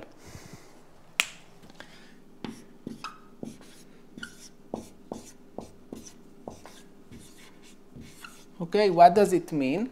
It means that if you put these, the shot, the small balls of metal, in this kind of spiral and it shoots, then there's a centrifugal force that spread them, like they spread in the air. So we don't want that here, because we want to shoot one bird or something, like a goose. But here, or like a person, never mind. But here, we want this to happen because we want this to spiral. So imagine this thread unwinds, okay, from the spin. It's in the correct direction, so it unwinds. So it opens to a long string. And in the ends of the string, okay, this string, when it's in the air, it's like a ball or a ring, a string, and a ball, okay? And it's spread. Why? Because the centrifugal, it's not a straight barrel. It's a barrel with inner grooves. Inside the barrel, there is a spiral. It's it's not like a screw, but it's like a gentle spiral. And in the fast-moving fire of a rifle, it spins the bullet, let's say, anti-clockwise. And this is wound up clockwise, and then it opens. Or I don't know the directions, but it opens. So it becomes like this. So it's flying in the air, and it's spread to the maximum. Okay? And this is strong, and this is strong. And when it comes to the drone, to the enemy, it cuts it exactly like it decapitated the Nazi commander in the open vehicle. Okay? Because it's not tied to this to a tree and this to another tree, but this has a lot of momentum because it's very fast. It's like the speed of this. And this also. And it's small mass, but high kinetic energy, high velocity. Okay? So it has a lot of momentum. This has a lot of momentum, and this is very strong. So it just cuts through like this. It goes through the drone and cuts it. Okay. So I'll just check the time. Okay, 4 hours and 5 minutes. So I'll try to finish. I hope I did everything.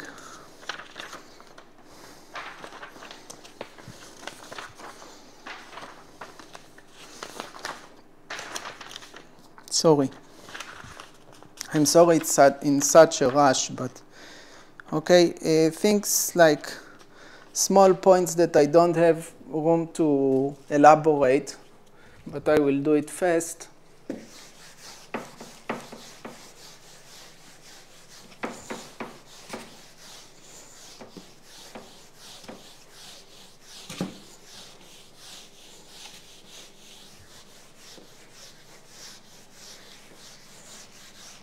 Okay, and again, this is not one. This is, I showed you one, but there is like one here and one here and one here, and they are shot together in this same process. Like the tampon contained a few, so this can contain a few. You can wind up here a few strings and have another one here, and then one there. Okay?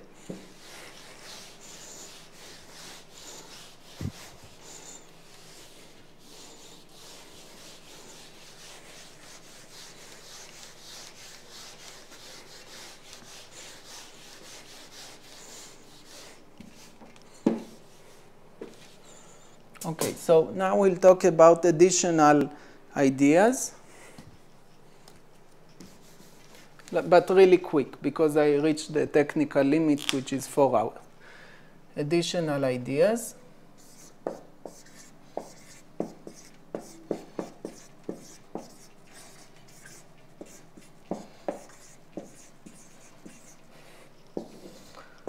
Okay, so first of all, bolas.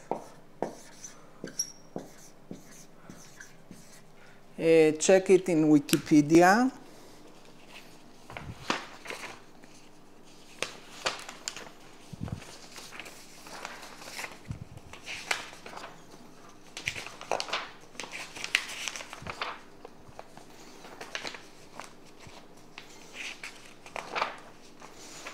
Okay, bolas, I'm sorry, it's not with 2 L's, it's 1 L.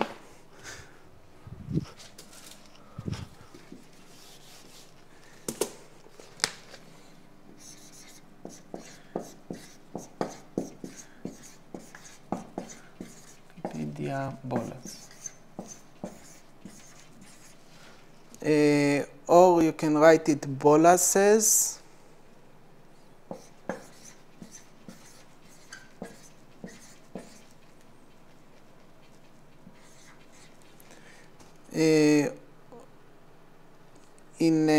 From single bola, from Spanish and Portuguese bola means ball. Also known as boleadora or boleadeira, close parentheses, is a type of throwing weapons made of weights and on the ends of interconnected cords used to capture animals by entangling their legs. Okay, so look it up. So if we connect these strings to begin with, then we get an effect like this, which is even better because it catches like a net, but a lot cheaper than the net. Okay, so this is one thing. So if we connect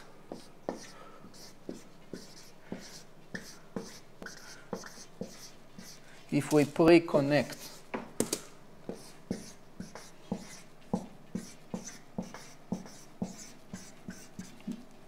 okay, ahead of time.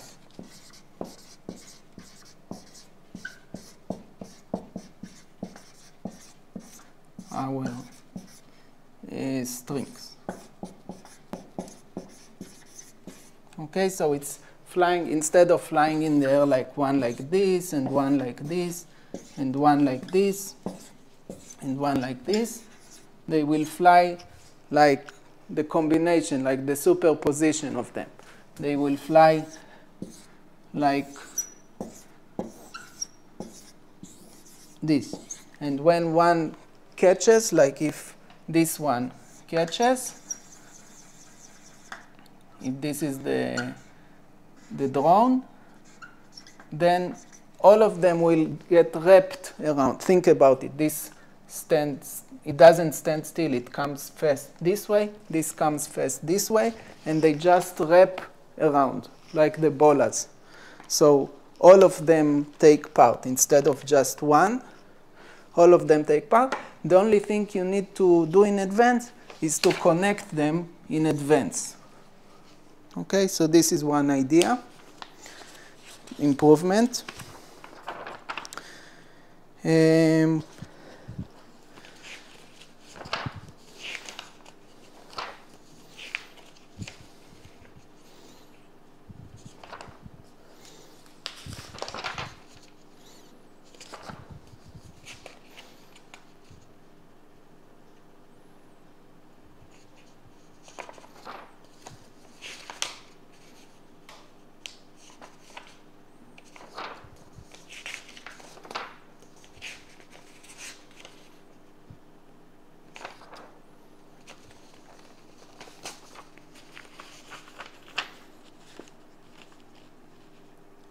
Okay, now like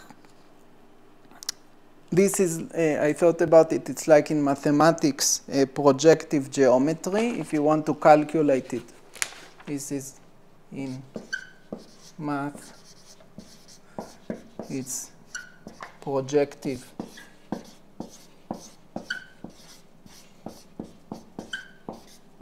geometry.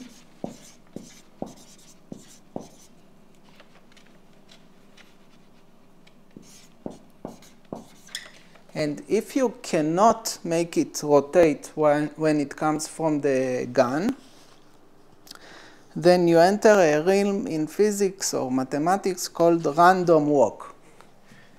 If you cannot rotate,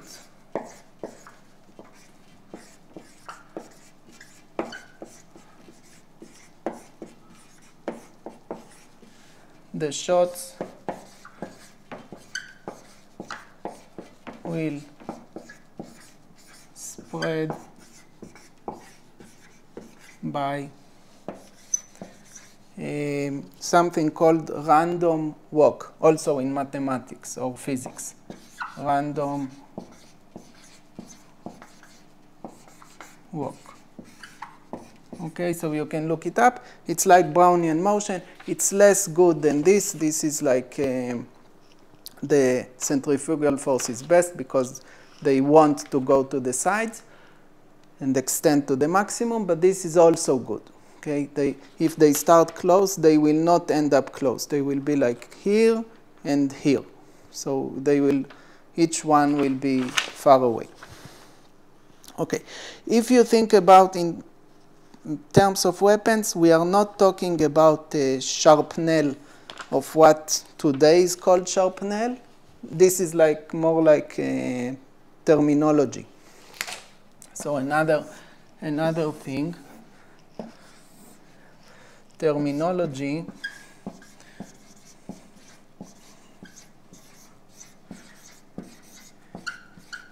So my solution, our solution, is like a sharpnel in the old sense, not fragmentation. We do not explode to the sides. They fly forward from the power of the initial gun. Okay, so this is not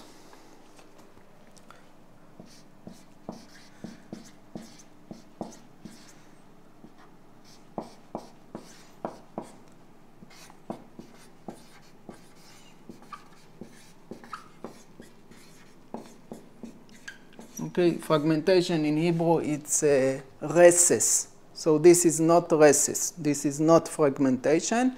This is the old, what you read in Wikipedia when you read about shrapnel shell. Instead,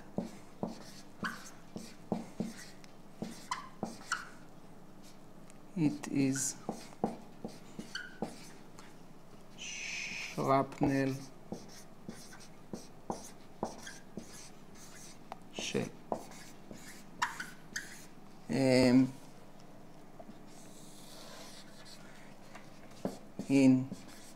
the original meaning. Okay, let's see something else. I just don't want you to get confused, because today shrapnel means fragmentation, but this, our solution, the Munchausen gun, is not working on fragmentation. If you do fragmentation, you will rupture the strings, the piano wire. Okay, I think that's it.